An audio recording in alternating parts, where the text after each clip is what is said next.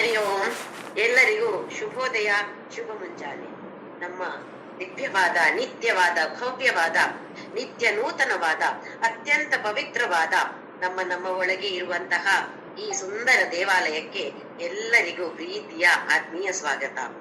ನನ್ನ ಗುರುವಾಗಿರುವ ಕೇರಳದ ಕಾಂಜಂಗಾಡಿನ ಆನಂದಾಶ್ರಮದ ಪಪ್ಪ ಸ್ವಾಮಿ ರಾಮದಾಸ್ ಹಾಗೂ ನನ್ನ ತಾಯಿ ತಂದೆಯರ ಚರಣಾರವಿಂದಗಳಲ್ಲಿ ಅನಂತ ಪ್ರಣಾಮಗಳು. ನಾವು ಭಗವದ್ಗೀತೆಯ 15ನೇ ಅಧ್ಯಾಯ ಪುರುಷೋತ್ತಮ ಯೋಗ, ಇದರ ಅರ್ಥವನ್ನ ತಿಳಿದುಕೊಳ್ಳುವ ಪ್ರಯತ್ನವನ್ನ ಮಾಡ್ತಾ ಇದ್ದೇವೆ. ಇನ್ನು ಕೆಲವೇ ಶ್ಲೋಕಗಳು ಬಾಕಿ ಉಳಿದಿದೆ. ಒಂದ್ಸಲ ಮತ್ತೆ ಶುರುವಿಂದ ಒಂದ್ಸಲ ನೋಡೋಣ ಏನ್ ಹೇಳಿದ್ದಾನೆ ಭಗವಂತ ಈ ಅಧ್ಯಾಯದಲ್ಲಿ. ಇದು ತುಂಬಾ ಮುಖ್ಯವಾದ ಅಧ್ಯಾಯ. ಈ ಅಧ್ಯಾಯವನ್ನು ದಿನ ಹೇಳಿ ಅಂತ ಹೇಳಿ ಸುಮಾರು ಸಂತರು ಹೇಳಿದ್ದಾರೆ. ಎಲ್ಲರಿಗೂ, ಎಲ್ಲ ಭಕ್ತರಿಗೂ ಭಗವದ್ಗೀತೆಯಲ್ಲಿ 15ನೇ ಅಧ್ಯಾಯ ತುಂಬಾ ಮುಖ್ಯವಾದದ್ದು. ಸಾಧ್ಯವಾದರೆ ದಿನ ಇದರ ಪಠಣೆ ಮಾಡಿ ಇಲ್ಲ ಓದಿ ಅಂತ ಹೇಳಿದ್ದಾರೆ. ಹಾಗೆಯೇ ಈ ರಾಮಕೃಷ್ಣ ಮಿಷನ್ ಎಲ್ಲಿ ಆದ್ರೂ ಕೂಡ, ಪ್ರಪಂಚದಲ್ಲಿ ಎಲ್ಲಿ ಆದ್ರೂ ಕೂಡ ಅವರು ಊಟದ ಮೊದಲು ಈ ಇಡೀ ಅಧ್ಯಾಯವನ್ನ ಹೇಳಿ ಆಮೇಲೆ ಊಟವನ್ನ ತೆಗೆದುಕೊಳ್ತಾರೆ. ನಾವು ನೋಡಿದೆವು 14ನೇ ಶ್ಲೋಕ, ಅಹಂ ವೈಶ್ವಾನರೋ ಭೂತ್ವಾ ಪ್ರಾಣಿನಾಂ ದೇಹಮಾಶ್ರಿತಃ ಪ್ರಾಣಾಪಾನ ಸಮಾಯುಕ್ತಃ ಪಚಾಮ್ಯನ್ನಂ ಚತುರ್ವಿಧಂ. ಅನ್ನ, ಇಲ್ಲಿ ಅನ್ನ ಅಂತ ಹೇಳಿದ್ರೆ ಆಹಾರ. ಆಹಾರದಲ್ಲಿ 4 ವಿಧಗಳಿವೆ. ಇದೇನು ಅಂತ ನಾವು ಹೋದ ಕ್ಲಾಸ್ ನಲ್ಲಿ ನೋಡಿದೆವು. ಭಕ್ಷ್ಯ, ಭೋಜ್ಯ, ಲೇಹ್ಯ, ಚೋಷ್ಯ ಅಂತ ಹೇಳಿ 4 ವಿಭಾಗಗಳು. ಯಾವುದೇ ಆಗಿರ್ಲಿ ಅರ್ಜುನ, ನೀನ್ ಅನ್ಕೊಳ್ತೀಯ ನಾನು ತಿಂತೇನೆ, ನಾನ್ ಕರಗಿಸಿಕೊಳ್ತೇನೆ ಅಂತ ಅನ್ಕೊಳ್ತೀಯಲ್ಲ ಅರ್ಜುನ. ಇದು ವೈಶ್ವಾನರನಾಗಿ ನಿನ್ನ ದೇಹದ ಒಳಗೆ ಇದ್ದು ಆಹಾರವನ್ನ ಪ್ರಾಣ ಮತ್ತೆ ಅಪಾನದ ಸಹಾಯದಿಂದ ಕರಗಿಸೋದು ಯಾರ ಅರ್ಜುನ? ಅಹಂ, ನಾನು. ಅಹಂ ವೈಶ್ವಾನರೋ ಭೂತ್ವಾ ಪ್ರಾಣಿನಾಂ ದೇಹಮಾಶ್ರಿತಃ. ಈ ಅಧ್ಯಾಯದಲ್ಲಿ ಭಗವಂತ ಪ್ರಾಣಿ ಅಂತ ಹೇಳಿದ್ರೆ ಪ್ರಾಣ ಇರುವಂತಹದ್ದು. ಇಲ್ಲಿ ಭೂತ ಅಂತ ಹೇಳಿದ್ರೆ ಬೇರೆ ಎಲ್ಲ ಅಧ್ಯಾಯಗಳಲ್ಲೂ ಭೂತ ಅಂತ ಹೇಳಿದ್ರೆ ಜಡ ವಸ್ತುಗಳು ಕೂಡ ಸೇರಿತು.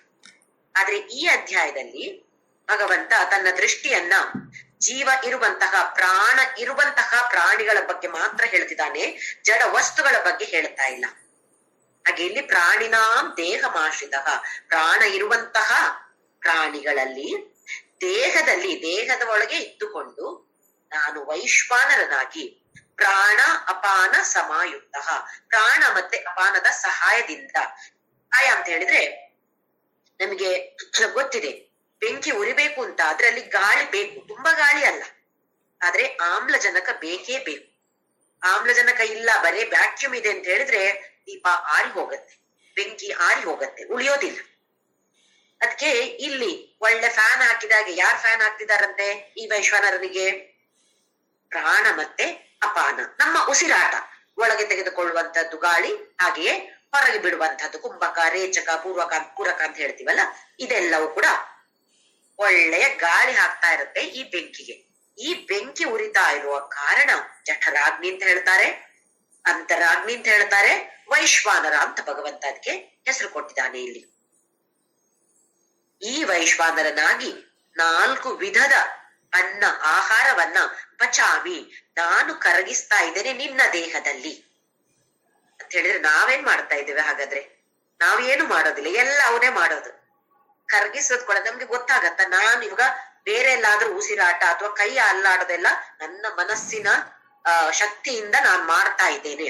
ಒಳಗಡೆ ನಡೆಯೋದು ನನ್ನ ಮನಸ್ಸಿನ ಶಕ್ತಿಯಿಂದಲೂ ಅದು ನಡೆಯೋದು ಕೆಲಸ. ನಮ್ಮ ಹೃದಯ ಮಿಡಿತಾ ಇರುತ್ತೆ, ಅದು ನಾನು ಹೇಳಿಯ ಕೈ ಆದ್ರೂ ನಾನು ಹೇಳಿ ಅಥವಾ ನಾನು ಆಲೋಚನೆ ಮಾಡಿ ಕೈ ಆ ಕಡೆ ಈ ಕಡೆ ಹೋಗ್ಬೇಕು ಅಂತಿದ್ರೆ ಸುಮ್ನೆ ಕೂತಿರತ್ತೆ, ಅದೇ ಹೃದಯ. ಹಾಗಾದ್ರೆ ಯಾರೋ ಒಬ್ರು ಒಳಗಡೆ ಇದಾರೆ ಇಲ್ಲಿ, ಇದನ್ನ ಕಂಟ್ರೋಲ್ ಮಾಡಿಕೊಂಡು ಈ ಮೆಷಿನ್ ರನ್ ಆಗ್ಬೇಕು ಅಂತ ಇದ್ರೆ ಯಾರೋ ಒಬ್ಲಿ ಆಪರೇಟರ್ ಬೇಕು ತಾನೇ ಅಲ್ಲಿ. ಅದಕ್ಕೆ ಭಗವಂತ ಹೇಳ್ತಿದ್ದಾನೆ, ವೈಶ್ವಾನರನಾಗಿ ಎಲ್ಲ ಪ್ರಾಣಿಗಳ ದೇಹದಲ್ಲಿ ಇದ್ದುಕೊಂಡು ಈ ತೆಗೆದುಕೊಳ್ಳುವ ಆಹಾರವನ್ನೆಲ್ಲ ಕರಗಿಸುವಂತವನು ನಾನು, ಅಹಂ. ಆಮೇಲೆ ಹಿಂದಿನ ಶುರುವಿನ 2ನೇ ಶ್ಲೋಕದಲ್ಲಿ ಭಗವಂತ ಈ ಪ್ರಪಂಚವನ್ನ ಅಥವಾ ಸಂಸಾರವನ್ನು ಒಂದು ಅಶ್ವತ್ಥ ವೃಕ್ಷಕ್ಕೆ ಹೋಲಿಸಿದ್ದಾನೆ. 10 ಪಾಯಿಂಟ್ಗಳನ್ನ ನಾವು ಇಲ್ಲಿ ವಿಚಾರ ಮಾಡಿದ್ದೇವೆ. ಆ 10 ಪಾಯಿಂಟ್ಗಳನ್ನು ನಾನು ಇವಾಗ ಮತ್ತೆ ಹೇಳೋದಿಲ್ಲ. 10 ವಿಚಾರಗಳಲ್ಲಿ ಹೇಗೆ ಹೋಲಿಸಬಹುದು ಸಂಸಾರವನ್ನ ಅಥವಾ ಪ್ರಪಂಚ. ಅಶ್ವತ್ಥ, ಶ್ವತ್ಥ, ಅಶ್ವ ಅಂತ ಹೇಳಿದ್ರೆ ನಾಳೆ, ಹ ಅಂತ ಹೇಳಿದ್ರೆ ಇರುವಂಥದ್ದು. ಶ್ವತ್ಥ ಅಂತ ಹೇಳಿದ್ರೆ ನಾಳೆಯೂ ಇರುವಂತದ್ದು. ನಾಳೆ ಕೇಳಿದ್ರೆ ನಾಳೆಯೂ ಇರುವಂತದ್ದು. ಹಾಗೆ ದಿನ ಇರುವಂತದ್ದು. ಅಶ್ವತ್ಥ ಅಂತ ಹೇಳಿದ್ರೆ ಅದರ ವಿರೋಧವಾಗಿರುವಂತದ್ದು. ಅಂದ್ರೆ ನಾಳೆಯೂ ಇರುತ್ತೋ ಇಲ್ವಾ ಏನು ಗ್ಯಾರಂಟಿ ಗೊತ್ತಿಲ್ಲ. ನೆಕ್ಸ್ಟ್ ಕ್ಷಣ ನಮ್ಗೆ ಇರುತ್ತೋ ಇಲ್ವಾ ಅದು ಗೊತ್ತಿಲ್ಲ. ಹಾಗಾಗಿ ಈ ಸಂಸಾರಕ್ಕೆ ಭಗವಂತ ಅಶ್ವತ್ಥ ವೃಕ್ಷ ಅಂತ ಕರೆದಿದ್ದಾನೆ. ಇದನ್ನ ತೆಗೆದು ಬಿಸಾಕ್ಬೇಕು ಅಂತ ಹೇಳಿದ್ರೆ ಏನ್ ಮಾಡ್ಬೇಕು, ಇದರ ಉಪಾಯ ಕೂಡ ಭಗವಂತ ನಮ್ಗೆ ತಿಳಿಸಿಕೊಟ್ಟಿದ್ದಾನೆ. 4 ವಿಧದ ಉಪಾಯಗಳನ್ನ ಭಗವಂತ ನಮ್ಗೆ ಹೇಳಿಕೊಡ್ತಿದ್ದಾನೆ. ಏನ್ ಮಾಡ್ಬೇಕು? ನಾನು ಭವರೋಗ ವೈದ್ಯ. ಭಗವಂತ ಹೇಳ್ತಾ ಇರೋದು ನಾನು ಭವರೋಗ ವೈದ್ಯ, ನೀವೆಲ್ಲರೂ ರೋಗಿಗಳು. ಅಂದ್ರೆ ಈಗ ನಾವೆಲ್ಲರೂ ಪೇಷಂಟ್ಸ್. ಇಲ್ಲಿ ದೊಡ್ಡ ಸರ್ಜನ್ ಇದ್ದಾನೆ, ಅಲ್ಲಿ ರೆಡಿ ಆಗಿದ್ದಾನೆ, ಶಸ್ತ್ರಚಿಕಿತ್ಸೆ ಮಾಡ್ಲಿಕ್ಕೆ ರೆಡಿ ಆಗಿದ್ದಾನೆ. ಆದ್ರೆ ರೋಗಿಗಳಾದ ನಾವು ತಯಾರಾಗಿದ್ದೇವಾ? ಶಸ್ತ್ರಚಿಕಿತ್ಸೆ ಹೇಗ್ ಮಾಡ್ತಾರೆ? ಶುಗರ್ ಇದ್ರೆ ಅದು ಕಂಟ್ರೋಲ್ ಇರ್ಬೇಕು, BP ಇದ್ರೆ ಅದು ಕಂಟ್ರೋಲ್ ಇರ್ಬೇಕು, ಎಲ್ಲವೂ ಪ್ಯಾರಾಮೀಟರ್ಸ್ ಎಲ್ಲ ಕಂಟ್ರೋಲ್ ಅಲ್ಲಿ ಇದ್ರೆ ಮಾತ್ರ ಶಸ್ತ್ರಚಿಕಿತ್ಸೆ ಮಾಡ್ತಾರೆ ಡಾಕ್ಟರ್, ಸರ್ಜನ್. ಹಾಗೆಯೇ ಎಲ್ಲವೂ ಸರಿಯಾಗಿದ್ರೆ ತಾನೇ ಚಿಕಿತ್ಸೆ ಮಾಡುವಂಥದ್ದು. ಇಲ್ಲ ಇವಾಗ ಮಾಡಕ್ ಆಗಲ್ಲ ಅಂತ ಇದ್ರೆ ನಾವು ಹಾಗೆ ಉಳಿದುಕೊಳ್ಬೇಕಾಗತ್ತೆ. ನಾವು ನಮ್ಮ ಪ್ರಯತ್ನದಿಂದ ಮುಂದಕ್ಕೆ ಹೋಗಿ ನಮ್ಮ ಪ್ರಿಪರೇಷನ್ ಅನ್ನ ತಯಾರಿಯನ್ನ ನಾವೇ ಮಾಡಿಕೊಳ್ಬೇಕೀಗ. ಭಗವಂತ ನಮ್ಗೆ ಸಹಾಯ ಮಾಡ್ತಿದ್ದಾನೆ.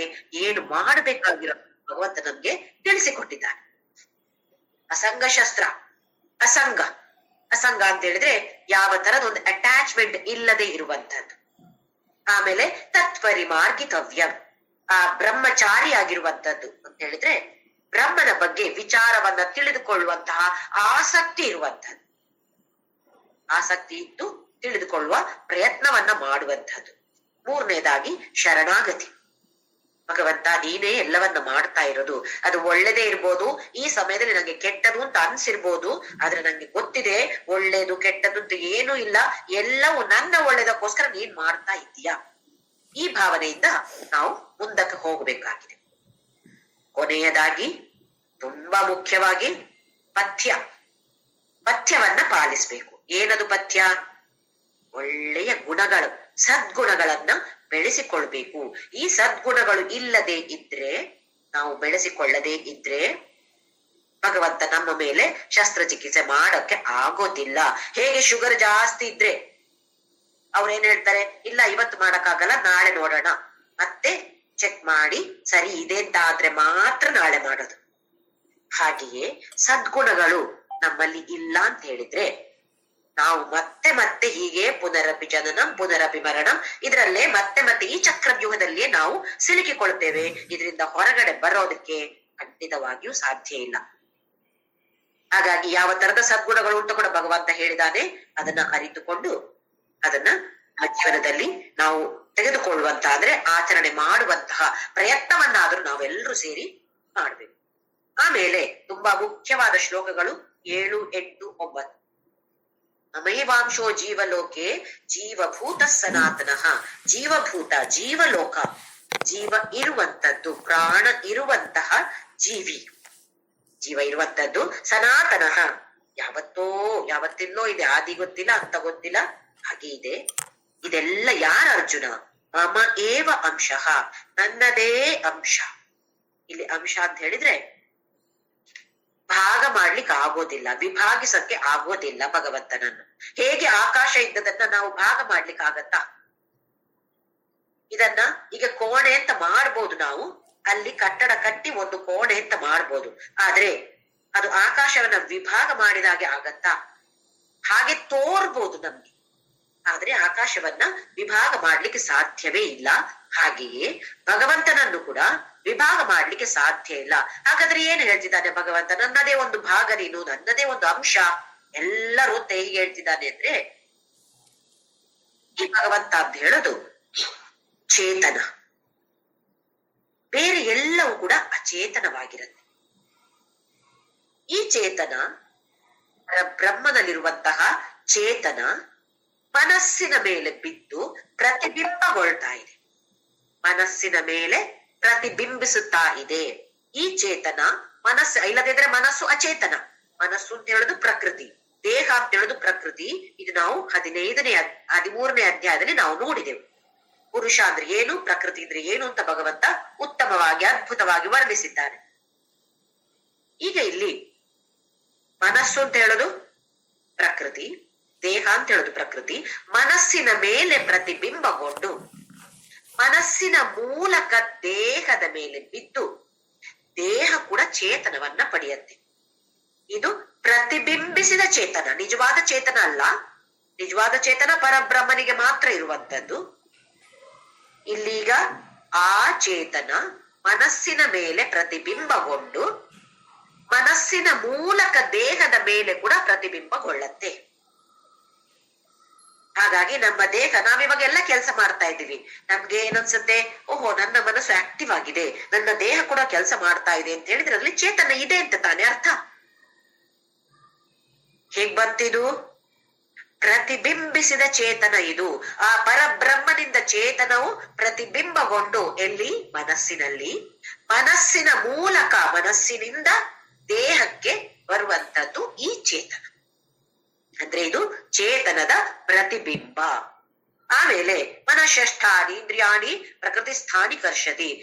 5 ಜ್ಞಾನೇಂದ್ರಿಯಗಳು, ಆಮೇಲೆ ಮನಸ್ಸು, 6ನೇದು ಮನಸ್ಸು. ಇದೆಲ್ಲವನ್ನು ಆಕರ್ಷಿಸ್ತಾ ಇದೆ. ಇಂದ್ರಿಯಗಳನ್ನು, ಮನಸ್ಸನ್ನು ಆಕರ್ಷಿಸ್ತಾ ಇದೆ. ಯಾವುದು? ಅದು ಮುಂದಿನ ಶ್ಲೋಕದಲ್ಲಿ ಭಗವಂತ ಹೇಳ್ತಾನೆ, 8ನೇ ಶ್ಲೋಕದಲ್ಲಿ, ಶರೀರಂ ಯದವಾಪ್ನೋತಿ ಯಚ್ಚಾಪ್ಯುತ್ಕ್ರಾಮತಿ ಈಶ್ವರ. ಈ 8ನೇ ಶ್ಲೋಕದಲ್ಲಿ ಈಶ್ವರ ಅಂತ ಹೇಳಿದ್ರೆ ಜೀವಾತ್ಮ. ಏನು ಜೀವಾತ್ಮ ಅಂದ್ರೆ? ಪ್ರತಿಬಿಂಬ ಚೇತನ, ಒರಿಜಿನಲ್ ಚೇತನ ಅಲ್ಲ. ಒರಿಜಿನಲ್ ಚೇತನಕ್ಕೆ ಹೆಸರು ಪರಮಾತ್ಮ, ಪ್ರತಿಬಿಂಬಿಸಿದ ಚೇತನಕ್ಕೆ ಹೆಸರು ಜೀವಾತ್ಮ. ಶರೀರಂ ಯತ್ ಅವಾಪ್ನೋತಿ ಯಚ್ಚಾಪ್ಯುತ್ಕ್ರಾಮತಿ ಉತ್ಕ್ರಾಮತಿ. ಉತ್ಕ್ರಾಮತಿ ಅಂತ ಹೇಳಿದ್ರೆ ಬಿಟ್ಟು ಹೋಗುವಂಥದ್ದು, ಒಂದು ಸಲ ಸೇರಿಕೊಳ್ಳುವಂಥದ್ದು. ಸ್ಥೂಲ ದೇಹವನ್ನ ಸೂಕ್ಷ್ಮ ಶರೀರ ಸೇರಿಕೊಂಡ್ರೆ ಇದಕ್ಕೆ ಹೆಸರು ಜನ್ಮ ಅಥವಾ ಜನನ. ಇದೇ ಸೂಕ್ಷ್ಮ ಶರೀರ ಸ್ಥೂಲ ಶರೀರವನ್ನ ಬಿಟ್ಟು ಬೇರೆಯಾಗಿ ಹೋಗೋದಕ್ಕೆ ಹೆಸರು ಮರಣ, ಮೃತ್ಯು. ಬೇರೇನಿಲ್ಲ ಮೃತ್ಯು ಅಂತ ಹೇಳಿದ್ರೆ. ಸೂಕ್ಷ್ಮ ಶರೀರ ಸ್ಥೂಲ ಶರೀರದಿಂದ ಬೇರ್ಪಡೆಗೊಂಡು ಬೇರೆ ಕಡೆಗೆ ಮತ್ತೆ ಪ್ರಯಾಣ ಮಾಡುತ್ತೆ. ಸ್ಥೂಲ ಶರೀರಕ್ಕೆ ಏನಾಗತ್ತೆ? ಸ್ಥೂಲ ಶರೀರ ಸುಡೋದೋ ಹೂಳೋದೋ ಯಾವುದೋ ಒಂದು ಮಾಡ್ಬೇಕು, ಇಲ್ಲ ಇದ್ರೆ ಕೊಳೆತು ನಾರುತ್ತೆ ಅದು. ಇದು ಸ್ಥೂಲ ಶರೀರದ ಅವಸ್ಥೆ. ಸೂಕ್ಷ್ಮ ಶರೀರ ಪ್ರಯಾಣ ಮಾಡ್ತಾ ಹೋಗುತ್ತೆ. ಎಷ್ಟು ಸಮಯ? ಯಾರಿಗೂ ಎಷ್ಟು ಸಮಯ ಅಂತ ಫಿಕ್ಸ್ಡ್ ಏನಲ್ಲ ಅದು. ಯಾಕೆ? ಅದು ಪ್ರತಿಯೊಬ್ಬರ ಸಂಸ್ಕಾರ ಅಥವಾ ವಾಸನೆ, ಯಾವ ವಾಸನೆಗಳನ್ನು ನಾವು ಹೊತ್ತುಕೊಂಡು ಬಂದಿದ್ದೇವೋ ಆ ವಾಸನೆಯನ್ನ ಹೊಂದಿಕೊಂಡು ಇದೆ. ಅದರ ಪ್ರಕಾರ ಮತ್ತೆ ಮುಂದಿನ ಜನ್ಮ ನಮ್ಗೆ ಸಿಗತ್ತೆ. ಅದರ ಪ್ರಕಾರ ಆ ಸಂಸ್ಕಾರ, ಆ ವಾಸನೆ, ಆ ಕರ್ಮ ಫಲಗಳು ಯಾವುದನ್ನ ನಾವು ಹೊತ್ತುಕೊಂಡು, ದೊಡ್ಡ ಸೂಟ್ ಕೇಸ್, ದೊಡ್ಡ ಮಾಲ್ ಅಂತ ಹೇಳ್ಬೋದು, ಸೂಟ್ ಕೇಸ್ ಕೂಡ ಸಾಕಾಗ್ಲಿಕ್ಕಿಲ್ಲ, ಅಷ್ಟಿದೆ ಅದರಲ್ಲಿ ತುಂಬಿಕೊಂಡದ್ದು. ಅದರ ಪ್ರಕಾರ ಮತ್ತೆ ಮುಂದಿನ ಜನ್ಮ ನಮ್ಗೆ ಆಗತ್ತೆ. ಹಾಗೆ ಹುಟ್ಟಿದ ಮಗುವನ್ನು ನೋಡಿದ್ರೆ ಆ ಸೂಕ್ಷ್ಮ ಶರೀರ ಹೊಸ ಸ್ಥೂಲ ಶರೀರದಲ್ಲಿ ಸೇರಿಕೊಂಡಿದೆ ಈಗ. ಹಾಗೆ ನಮ್ಗೆ ಏನ್ ಅನ್ಸುತ್ತೆ? ಓಹೋ, ಇದು ಪುಟ್ಟ ಮಗು, ಇದಕ್ಕೇನು ಬರೋಲ್ಲ, ಇದಕ್ಕೆ ಸರಿಯಾಗಿ ಕಾಣೋದಿಲ್ಲ, ಕಿವಿ ಕೇಳಿಸೋದಿಲ್ಲ, ಇದೆಲ್ಲ ನಾವು ಅನ್ಕೊಳ್ತಾ ಇರ್ತೀವಿ. ಸ್ವಲ್ಪ ಸಮಯ ತಗೊಳತ್ತೆ. ನಾವು ಕೇಳ್ತೀವಿ ತಾನೆ, ಮಗು ನೋಡಿ ನಗ್ತಾ ಇದೆಯಾ, ನಿಮ್ಮನ್ನ ನೋಡಿ ಗುರುತು ಹಿಡಿತಾ ಇದೆಯಾ, ಅಮ್ಮನನ್ನ ಗುರುತು ಹಿಡಿತಾ ಇದೆಯಾ, ಇದೆಲ್ಲ ಕೇಳ್ತೀವಿ. ಹುಟ್ಟಿದಾಗ್ಲೇ ಅಪ್ಪ ಯಾರೆಲ್ಲ ಗೊತ್ತಾಗತ್ತಾ? ಅದಕ್ಕೆ ಗೊತ್ತಾಗಲ್ಲ. ಬಣ್ಣಗಳು ಕಾಣೋದಿಲ್ಲ, ಎಲ್ಲ ಕಿವಿ ಕೂಡ ಎಲ್ಲ ದೂರದ್ದು ಎಲ್ಲ ಕೇಳೋದಿಲ್ಲ ಅಂತ ಹೇಳ್ತಾರೆ. ಯಾಕೆ ಅಂತ ಹೇಳಿದ್ರೆ ಈ ಸೂಕ್ಷ್ಮ ಶರೀರ ಸ್ಥೂಲ ಶರೀರವನ್ನ ಬಿಟ್ಟು ಹೋದಾಗ ಎಲ್ಲ ಪ್ಯಾಕ್ ಮಾಡಿಕೊಂಡು ಹೋಗ್ಬೇಕು. ಹೇಗೆ ನಾವು ಒಂದು ಮನೆಯಿಂದ ಇನ್ನೊಂದು ಮನೆಗೆ ಶಿಫ್ಟ್ ಮಾಡಿದಾಗ ಎಲ್ಲವನ್ನು ಪ್ಯಾಕ್ ಮಾಡಿ ತಗೊಂಡು ಹೋಗಿ ಮತ್ತೆ ಹೊಸ ಮನೆ ಸೇರಿದಾಗ ಏನ್ ಮಾಡ್ಬೇಕು? ಇದನ್ನೆಲ್ಲ ಮತ್ತೆ ಬಿಚ್ಚಿ ಅಡಿಗೆ ಅಡಿಗೆ ಮನೆಯ ಸಾಮಾನುಗಳೆಲ್ಲ ಅಡಿಗೆ ಮನೆಯಲ್ಲಿ ಸರಿಯಾಗಿ ಜೋಡಿಸ್ಕೊಳ್ಬೇಕು. ಹಾಗೆಯೇ ಮಲಗೋ ಕೋಣೆದು, ಬಾತ್ರೂಮ್ ಇದು ಎಲ್ಲ ಆಯಾಯ ರೂಮ್ ನಲ್ಲಿ ಕೋಣೆಗಳಲ್ಲಿ ನಾವು ಸರಿಯಾಗಿ ಜೋಡಿಸ್ಕೊಳ್ಬೇಕು. ಒಂದೇ ದಿನದಲ್ಲಿ ಆಗತ್ತಾ ಇದೆಲ್ಲ ಕೆಲಸ? ಸ್ವಲ್ಪ ಸಮಯ ತಗೊಳತ್ತೆ ನಮ್ಗೆ ಅದೆಲ್ಲ ಸೆಟ್ ಆಗಿ. ಆಮೇಲೆ 1 ತಿಂಗಳು ನಮ್ಗೆ ಬೇಕು ಎಲ್ಲ ಸೆಟ್ ಆಗ್ಬೇಕಿದ್ರೆ ಅಲ್ವೇ? ಎಲ್ರಿಗೂ ಗೊತ್ತಿದೆ ಇದು. ಅದೇ ತರ ಈ ಸೂಕ್ಷ್ಮ ಶರೀರ ಇಲ್ಲಿ ಏನ್ ಹೇಳ್ತಿದ್ದಾನೆ? ಗೃಹೀತ್ವೈತಾನಿ ಸಂಯಾತಿ ವಾಯುರ್ಗಂಧಾನಿವ. ಹೇಗೆ ವಾಯು ಹೂವಿನಿಂದ ಅದರ ಸುವಾಸನೆಯನ್ನ ಮಾತ್ರ ತೆಗೆದುಕೊಂಡು ಹೋಗ್ತಾನೆ. ಹೂವನ್ನ ಹೇಳ್ಕೊಂಡು ಹೋಗೋದಿಲ್ಲ ಗಾಳಿ. ಯಾರಾದ್ರೂ ಮಲ್ಲಿಗೆ ಮುಡ್ಕೊಂಡು ಬಂದ್ರೆ ಅಷ್ಟು ದೂರದಿಂದ ಬರುವಾಗ್ಲೇ ಯಾರೋ ಮಲ್ಲಿಗೆ ಮುಡಿದರೆ ಘಮ ಘಮ ಬರ್ತಿದೆ ಅಂತ ಮಲ್ಲಿಗೆ ಕಾಣೋದಿಲ್ಲ ನಮ್ಗೆ, ಆದ್ರೆ ಆ ಘಮ ಘಮ ವಾಸನೆ ಬರ್ತಾ ಇದೆ. ಹೇಗೆ ಗಾಳಿ ಆ ಹೂವಿನ ಸುವಾಸನೆಯನ್ನ ಮಾತ್ರ ತೆಗೆದುಕೊಂಡು ಮುಂದಕ್ಕೆ ಪ್ರಯಾಣ ಮಾಡ್ತಾ ಇರ್ತಾನೆ. ಹಾಗೆಯೇ ಈ ಜೀವಾತ್ಮ ಅಂದ್ರೆ ಪ್ರತಿಬಿಂಬಗೊಂಡ ಚೇತನ ಈ ಸೂಕ್ಷ್ಮ ಶರೀರವನ್ನ ಇಲ್ಲಿಂದ ಸ್ಥೂಲ ಶರೀರ ಅಂತ ಹೇಳೋದು ಒಂದು ಹೂವಿನ ಹಾಗೆ, ಸೂಕ್ಷ್ಮ ಶರೀರ ಅಂತ ಹೇಳೋದು ಅದರ ವಾಸನೆಯ ಹಾಗೆ ಅಥವಾ ಪರಿಮಳ ಅಂತ ಹೇಳುದು. ಆ ಪರಿಮಳವನ್ನ ಮಾತ್ರ ತೆಗೆದುಕೊಂಡು ಮುಂದಕ್ಕೆ ಹೋಗುತ್ತೆ. ಸೂಕ್ಷ್ಮ ಶರೀರ ಮಾತ್ರ ಮುಂದಕ್ಕೆ ಹೋಗಿ ಎಲ್ಲ ಪ್ಯಾಕ್ ಮಾಡಿ ತಗೊಂಡಾಗಿದೆ. ಇನ್ನು ಹೊಸ ಶರೀರಕ್ಕೆ ಹೋಗಿ ಅಲ್ಲಿ ಶ್ರೋತ್ರಂ ಚಕ್ಷು ಸ್ಪರ್ಶನಂ ಚ ರಸನಂ ಘ್ರಾಣಮೇವ ಚ ಅಧಿಷ್ಠಾಯ ಮನಶ್ಚಾಯ ವಿಷಯಾನ್ ಉಪಸೇವತೆ. ಸೂಕ್ಷ್ಮ ಶರೀರದಲ್ಲಿ ಏನೆಲ್ಲ ಇದೆ ಹಿಂದಿನ 2-3 ಕ್ಲಾಸ್ಗಳಲ್ಲಿ ನಾವು ನೋಡಿದೆವು. ಮತ್ತೆ ಇನ್ನೊಂದ್ಸಲ ಹೇಳ್ತೇನೆ. ಸೂಕ್ಷ್ಮ ಶರೀರದ ಭಾಗಗಳು ಏನು? 5 ಜ್ಞಾನೇಂದ್ರಿಯಗಳು, 5 ಕರ್ಮೇಂದ್ರಿಯಗಳು, 5 ವಾಯು, ಪಂಚವಾಯು ಅಂತ ಹೇಳ್ತೀವಿ ಅದು. ಆಮೇಲೆ ಮನಸ್ಸು, ಬುದ್ಧಿ, ಚಿತ್ತ, ಅಹಂಕಾರ ಅಂತ ಒಟ್ಟಿಗೆ ಹೇಳೋದಿದ್ರೆ ಅಂತಃಕರಣ. ಹಾಗೆ 19 ಭಾಗಗಳಿವೆ ಇದರಲ್ಲಿ.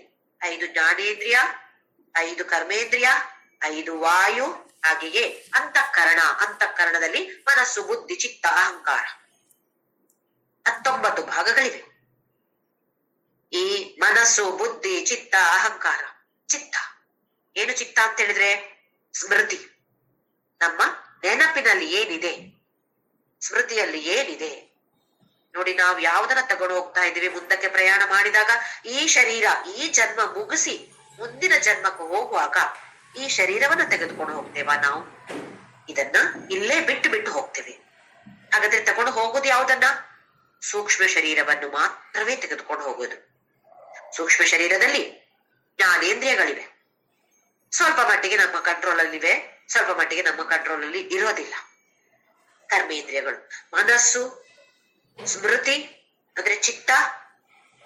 ಚಿತ್ತದಲ್ಲಿ ಏನ್ ಇಟ್ಕೊಂಡಿದ್ದೇವೆ? ನಮ್ಮ ನೆನಪಿನಲ್ಲಿ ಏನನ್ನ ನಾವು ಇಟ್ಕೊಳ್ತಾ ಇದ್ದೇವೆ. ಒಂದು ದೊಡ್ಡ ಬಾಕ್ಸ್ ಅಂತ ಅನ್ಕೊಳ್ಳಿ. ನೆನಪು ಅಂತ ಹೇಳೋದು ಒಂದು, ಚಿತ್ತ ಅಂತ ಹೇಳೋದು ದೊಡ್ಡ ಬಾಕ್ಸ್. ಏನೆಲ್ಲ ತುಂಬಿಟ್ಟಿದ್ದೇವೆ ಅದರಲ್ಲಿ. ಒಂದ್ಸಲ ಬಾಕ್ಸ್ ಓಪನ್ ಮಾಡಿ ನೋಡಿ. ನೋಡಿದ್ರೆ ಏನಿದೆ? 20-30 ವರ್ಷಗಳ ಹಿಂದೆ ಯಾರ ಜೊತೆಯೋ ಜಗಳ ಆಡಿದ್ದು, ಯಾರೋ ನಮ್ಮನ್ನ ಬೈದದ್ದು, ನಾನು ಅವ್ರು ಹೇಳಿದ್ದಕ್ಕೆ ನಾನು ಜೋರಾಗಿ ಅತ್ತಿದ್ದು, ಇದೆಲ್ಲ ಜ್ಞಾಪಕದಲ್ಲಿ ಇದೆ. ಅದೇ ಒಳ್ಳೆಯ ಪರಿಸ್ಥಿತಿಗಳು, ಸಂತೋಷದ ಕ್ಷಣಗಳು, ಸುಖದ ಕ್ಷಣಗಳು ಜ್ಞಾಪಕದಲ್ಲಿ ಇದೆಯಾ ನಮ್ಗೆ? ಹಾಗಾದ್ರೆ ಸುಖದ ಕ್ಷಣಗಳು ಇರ್ಲಿಲ್ವಾ ನಮ್ಮ ಜೀವನದಲ್ಲಿ? ಇಷ್ಟರವರೆಗೆ ಬರ್ಲೇ ಇಲ್ವಾ ನಮಗೆ? ಸಾಕಷ್ಟು ಬಂದಿವೆ. ದುಃಖದ ಕ್ಷಣಗಳು ಎಲ್ಲೋ 1-2 ಇದ್ರು ಕೂಡ ಅದರ ಮೇಲೆಯೇ ದೃಷ್ಟಿ ಹಾಕಿ ಅದನ್ನೇ ಇಲ್ಲಿ ನಾವು ಸ್ಟೋರ್ ಮಾಡಿ ಇಟ್ಕೊಂಡಿದ್ದೇವೆ. ನಮ್ಮ ಸ್ಮೃತಿಯನ್ನ ಕೆದಕಿದರೆ ಅದರ ಒಳಗಿನಿಂದ ಬರುವಂತದ್ದು ಬರೇ ಕಷ್ಟ ಪರಿಸ್ಥಿತಿಗಳು, ದುಃಖ ಪರಿಸ್ಥಿತಿಗಳು. ನಾವು ಯಾವ ದುಃಖವನ್ನ ಅನುಭವಿಸಿದ್ದೇವೋ ಆ ಪರಿಸ್ಥಿತಿ ನೆನಪಿದೆ. ಅವ್ರೇನ್ ಹೇಳಿದ್ರು, ನಮ್ಗೆ ಏನು ಬೈದ್ರು, ಏನ್ ಅಪಮಾನ ಮಾಡಿದ್ರು, ಇದು ನೆನಪಿದೆ. ಅದೇ ಅವ್ರೇನಾದ್ರೂ ಒಳ್ಳೇದನ್ನ ನನ್ಗೆ ಮಾತನ್ನ ಹೇಳಿದ್ರೆ ಅದು ನೆನಪಿದ್ಯಾ? ಅದು ನೆನಪಿಲ್ಲ. ಯಾಕೆ ಹೀಗಾಗ್ತಾ ಇದೆ ಅಂತ ಹೇಳಿದ್ರೆ ನಾವು ದೃಷ್ಟಿಯನ್ನ ಅದರ ಮೇಲೆ ಹಾಕ್ತಾ ಇದ್ದೇವೆ. ನಮಗೆ ಬೇಕಾಗಿರೋದೇನು? ಎಲ್ಲರಿಗೂ ಸುಖ ಬೇಕು, ಒಳ್ಳೇದಾಗ್ಬೇಕು. ಸುಖ ಬೇಕು ಅಂತ ತಾನೆ. ಇಷ್ಟೇ ನಮ್ಗೆ ಒಂದು ಇವತ್ತೊಂದು ದಿನ ಸುಖದಲ್ಲಿದ್ರೆ ಸಾಕು, ನಾಳೆ ತೊಂದ್ರೆ ಇಲ್ಲ, ಕಷ್ಟ ಬಂದ್ರೆ ಪರವಾಗಿಲ್ಲ ಅಂತ ಹೇಳೋರು ಯಾರಾದ್ರೂ ಇದ್ದಾರಾ? ನಮ್ಗೆ ಯಾವತ್ತು ಸುಖವೇ ಬೇಕು ಅಂತ ಹೇಳ್ತೀವಿ. ಆದ್ರೆ ಆ ಸುಖ ಬಂದಾಗ ಮತ್ತೆ ಮುಂದಿನ ಸುಖಕ್ಕೆ, ಆ ಸುಖವನ್ನು ಅನುಭವಿಸೋದಕ್ಕಿಂತ ಹೆಚ್ಚು ಇನ್ನು ಮುಂದಿನ ಸುಖ ಯಾವುದು ಅದರ ಮೇಲೆ ದೃಷ್ಟಿ ಹಾಕ್ತೇವೆ.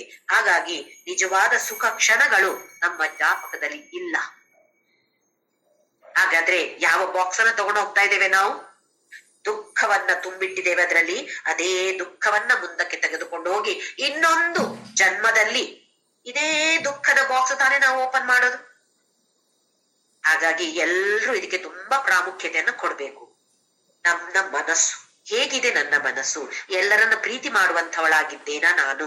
ಇಲ್ಲ ಎಲ್ಲರನ್ನು ಸಂಶಯದ ದೃಷ್ಟಿಯಿಂದ ನೋಡ್ತೇನಾ? ಇಲ್ಲ ಎಲ್ಲರ ಹತ್ರ ಜಗಳ ಆಡ್ತೀನಾ? ಇಲ್ಲ ಎಲ್ಲರ ಮೇಲೂ ನನಗೆ ಯಾವುದೋ ತರದ ಸಿಟ್ಟು ಕೋಪ ಇದೆಯೋ? ಇದ್ರೆ ಯಾಕೆ ಹೀಗ ಆಗ್ತಾ ಇದೆ? ಹೀಗ ಆಗ್ಬಾರ್ದು. ಭಗವದ್ಗೀತೆಯಲ್ಲಿ ಪರಮಾತ್ಮ ಏನ್ ಹೇಳ್ತಿದ್ದಾನೆ ನನ್ಗೆ? ಯಾವುದನ್ನ ನಾವು ಹೊತ್ಕೊಂಡು ಹೋಗ್ತಾ ಇದ್ದೇನೆ? ನಾವಿವಾಗ ಯಾರೋ ರೈಲ್ನಲ್ಲಿ ಪ್ರಯಾಣ ಮಾಡ್ತಾರೆ ಅಂತ ಅನ್ಕೊಳ್ಳಿ. ಅವ್ರಿಗೆ ಏನ್ ಮಾಡ್ತೀವಿ? ಊಟ ಪ್ಯಾಕ್ ಮಾಡಿ ಕೊಡ್ತೀವಿ ನಾವು. ಯಾಕೆ? ಅಯ್ಯೋ ಊಟ ಎಲ್ಲ ಚೆನ್ನಾಗಿರೋದಿಲ್ಲ, ಅದ್ರಲ್ಲಿ ರೈಲಲ್ಲಿ ಸಿಕ್ಕುವ ಊಟ ಎಲ್ಲ ಚೆನ್ನಾಗಿರೋದಿಲ್ಲ, ನಿಮ್ಗೆ ಬೇರೆ ವಯಸ್ಸಾಗಿದೆ, ನಿಮ್ಗೆ ಕಷ್ಟ ಆಗತ್ತೆ, ಅದು ಕರಗಿಸ್ಕೊಳಕ್ ಆಗೋದಿಲ್ಲ, ನಾನ್ ಪ್ಯಾಕ್ ಮಾಡಿ ಕೊಡ್ತೀನಿ ಅಂತ ಏನೋ ಒಂದ್ ಸ್ವಲ್ಪ ಪ್ಯಾಕ್ ಮಾಡಿ ಕೊಡ್ತೀವಲ್ವಾ? ಯಾಕೆ? ಅವರ ಮುಂದಿನ ಪ್ರಯಾಣ ಒಳ್ಳೆಯದಾಗ್ಲಿ ಅಂತ ಭಾವನೆಯಿಂದ. ಹಾಗಾದ್ರೆ ಇಷ್ಟು ಇಲ್ಲಿಂದ ಅಲ್ಲಿಗೆ ಹೋಗೋ ಪ್ರಯಾಣಕ್ಕೆ ನಾವು ಇಷ್ಟೊಂದು ಪ್ರಾಮುಖ್ಯತೆಯನ್ನು ಕೊಡ್ತೇವೆ. ಆದ್ರೆ ಇದೇ ಸೂಕ್ಷ್ಮ ಶರೀರವನ್ನ ತೆಗೆದುಕೊಂಡು ಮುಂದಿನ ಜನ್ಮ, ಆ ಮುಂದಿನ ಜನ್ಮದಲ್ಲಿ ಇದೇ ಸೂಕ್ಷ್ಮ ಶರೀರದಲ್ಲಿ ಏನೆಲ್ಲ ಬಾಕ್ಸ್ ಅಲ್ಲಿ ಹಾಕಿಟ್ಟಿದೇವೋ ಅದನ್ನೇ ಓಪನ್ ಮಾಡಿ ಅದನ್ನೇ ಉಪಯೋಗಿಸಿಕೊಂಡು ಮತ್ತೆ ಪುನಃ ಯಾವ ತರದ ಪರಿಸ್ಥಿತಿಗಳನ್ನ ಸ್ಟೋರ್ ಮಾಡ್ತೀವಿ? ಮತ್ತೆ ದುಃಖದ ಕ್ಷಣಗಳು, ಕಷ್ಟದ ಕ್ಷಣಗಳು ಮಾತ್ರ. ಮತ್ತೆ ಇದೇ ತರ ನಾವು ಮುಂದೆ ಹೋದಾಗ ನಮಗೆಲ್ಲಿ ಮೋಕ್ಷ, ನಮಗೆಲ್ಲಿ ಸುಖದ ಜೀವನ? ಸಾಧ್ಯವೇ ಇಲ್ಲ. ಹಾಗಾಗಿ ಇದಕ್ಕೆ ಪ್ರತಿಯೊಬ್ಬರು ಕೂಡ ತುಂಬಾ ಪ್ರಾಮುಖ್ಯತೆಯನ್ನು ಕೊಡ್ಬೇಕು. ನಾವೇನ್ ಮಾಡ್ತೀವಿ? ಅವ್ರು ಹಾಗಿದ್ದಾರೆ, ಇವ್ರು ಹೀಗಿದ್ದಾರೆ ಅಂತ ನಾವು ಬೇರೆಯವರ ಅನಾಲಿಸಿಸ್ ಮಾಡ್ತೇವೆ, ವಿಶ್ಲೇಷಣೆಯನ್ನ ಮಾಡ್ತೇವೆ. ಇದನ್ನ ಬಿಟ್ಟು ನಾನು ಹೇಗಿದ್ದೇನೆ, ನನ್ನ ಮನಸ್ಸು ಹೇಗಿದೆ, ಅವ್ರು ನನ್ನನ್ನ ಬೈದ್ರು, ನನ್ನ ಮನಸ್ಸು ಹೇಗಿದೆ, ಯಾಕೆ ಹೀಗೆ ಆಗ್ತಾ ಇದೆ, ಇದರ ಬಗ್ಗೆ ನಾವು ಆಲೋಚನೆಯನ್ನ ಮಾಡುವಂಥವರಾಗ್ಬೇಕು. ಇದಕ್ಕೋಸ್ಕರ ಎಚ್ಚರಿಸ್ತಾ ಇದ್ದಾನೆ ಭಗವಂತ ಈ 3 ಶ್ಲೋಕಗಳ ಮೂಲಕ.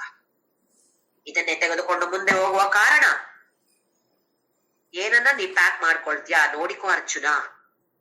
ನಿನಗೆ ಒಳ್ಳೆಯದು ಮುಂದೆ ಆಗ್ಬೇಕು ಅಂತ ಇದ್ರೆ ಒಳ್ಳೆಯದನ್ನ ಪ್ಯಾಕ್ ಮಾಡ್ಬೇಕೀಗ. ಏನನ್ನ ಪ್ಯಾಕ್ ಮಾಡಿದ್ಯೋ ಅದನ್ನೇ ಹೋಗಿ ತೆಗೆದು ಅದನ್ನೇ ಉಪಯೋಗಿಸಿ ಜೀವನವನ್ನ ಮಾಡುವಂತ. ಕೆಟ್ಟದನ್ನ ಸ್ಟೋರ್ ಮಾಡಿ ಎಲ್ಲ ಪೆಟ್ಟಿಗೆಯಲ್ಲಿ ಹಾಕಿದೆಲ್ಲ ಕೆಟ್ಟದ್ದೇ.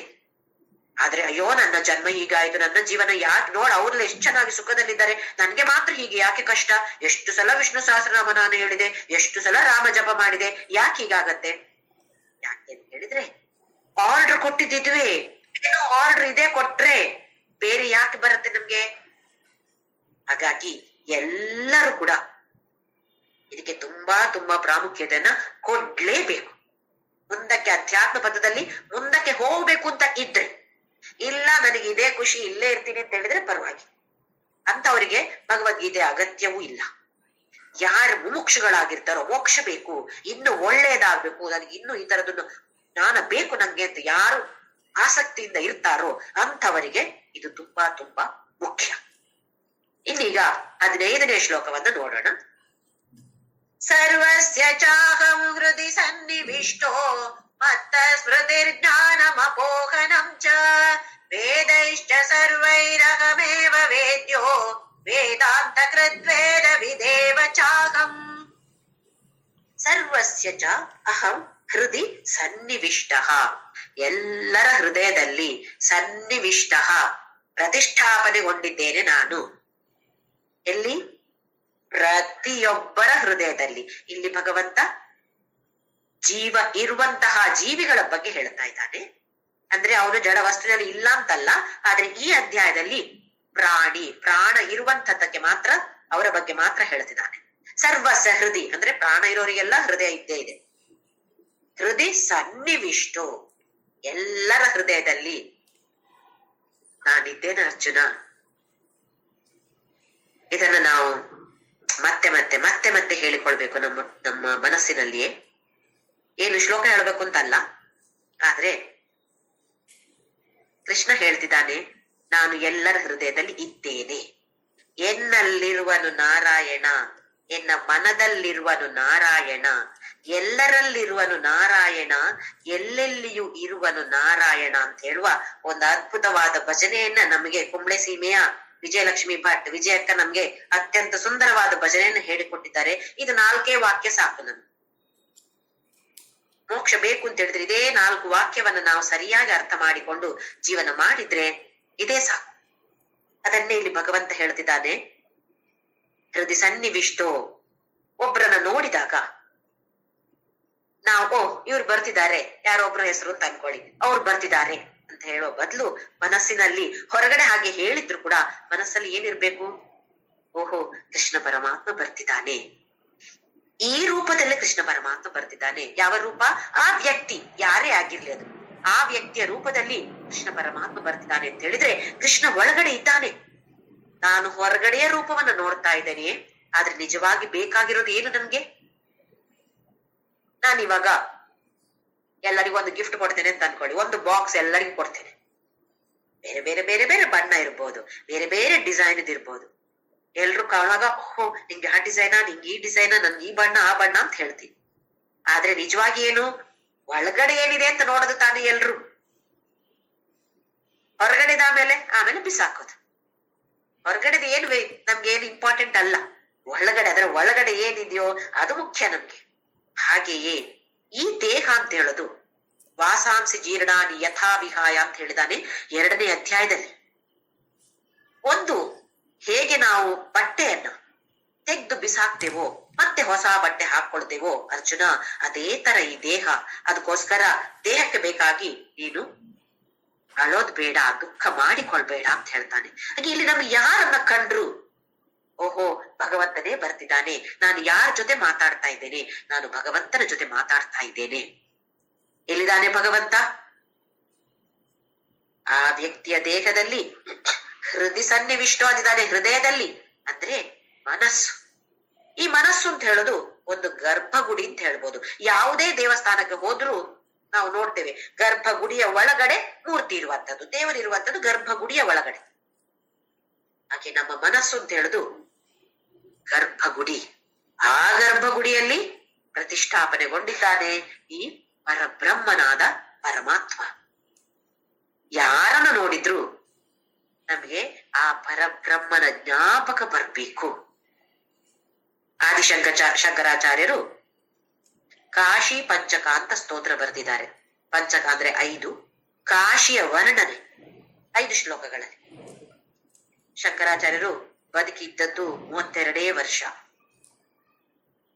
ಆ 32 ವರ್ಷ ನಮಗೆ ದಾಟಿ ಎಷ್ಟೋ ವರ್ಷ ಆಯ್ತು. ಕೆಲವರಿಗೆ ದಾಟಿರ್ಲಿಕ್ಕಿಲ್ಲ, ಹೆಚ್ಚಿನವರಿಗೂ 32 ವರ್ಷ ದಾಟಿದೆ. ಅವರು ಬರೆದಂತಹ ಸ್ತೋತ್ರಗಳನ್ನ ಅಥವಾ ವ್ಯಾಖ್ಯಾನಗಳನ್ನ ನಾವು 100 ವರ್ಷ ಬದುಕಿದರೂ ಒಂದು ಸಲ ಓದ್ಲಿಕ್ಕೂ ಕೂಡ ನಮ್ಗೆ ಟೈಮ್ ಆಗ್ಲಿಕ್ಕಿಲ್ಲ, ಅಷ್ಟು ಬರೆದಿದ್ದಾರೆ ಅವರು.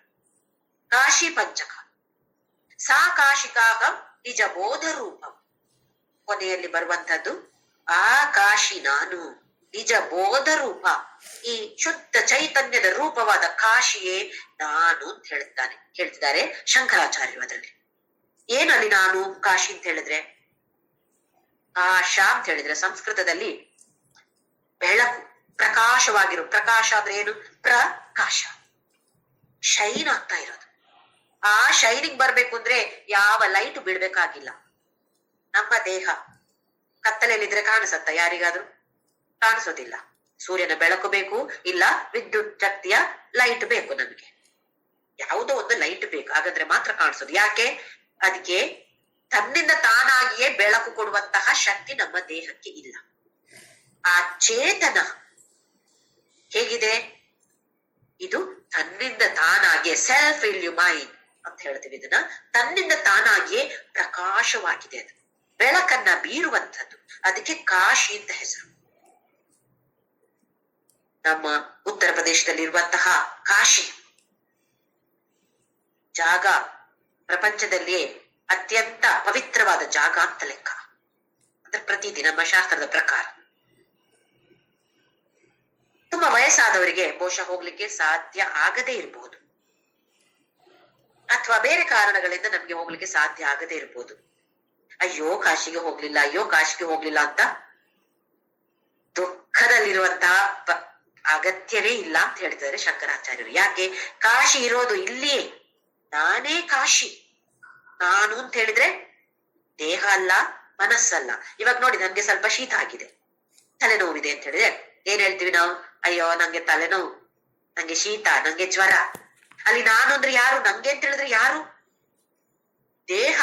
ದೇಹಕ್ಕೆ ತಾನೇ ತಲೆನೋವು, ದೇಹಕ್ಕೆ ತಾನೇ ಶೀತ ಆಗಿರೋದು, ದೇಹಕ್ಕೆ ತಾನೇ ಜ್ವರ ಬಂದಿರೋದು, ದೇಹಕ್ಕೆ ತಾನೇ ರೋಗ ಬರೋದು. ಹಾಗಾದ್ರೆ ನನಗೆ ಶೀತ, ನನಗೆ ಜ್ವರ ಅಂತ ಹೇಳಿದ್ರೆ ಅಲ್ಲಿ ದೇಹದ ಜೊತೆ ನಾವು ನಮ್ಮನ್ನ ಗುರುತಿಸಿಕೊಳ್ತಾ ಇದ್ದೇವೆ.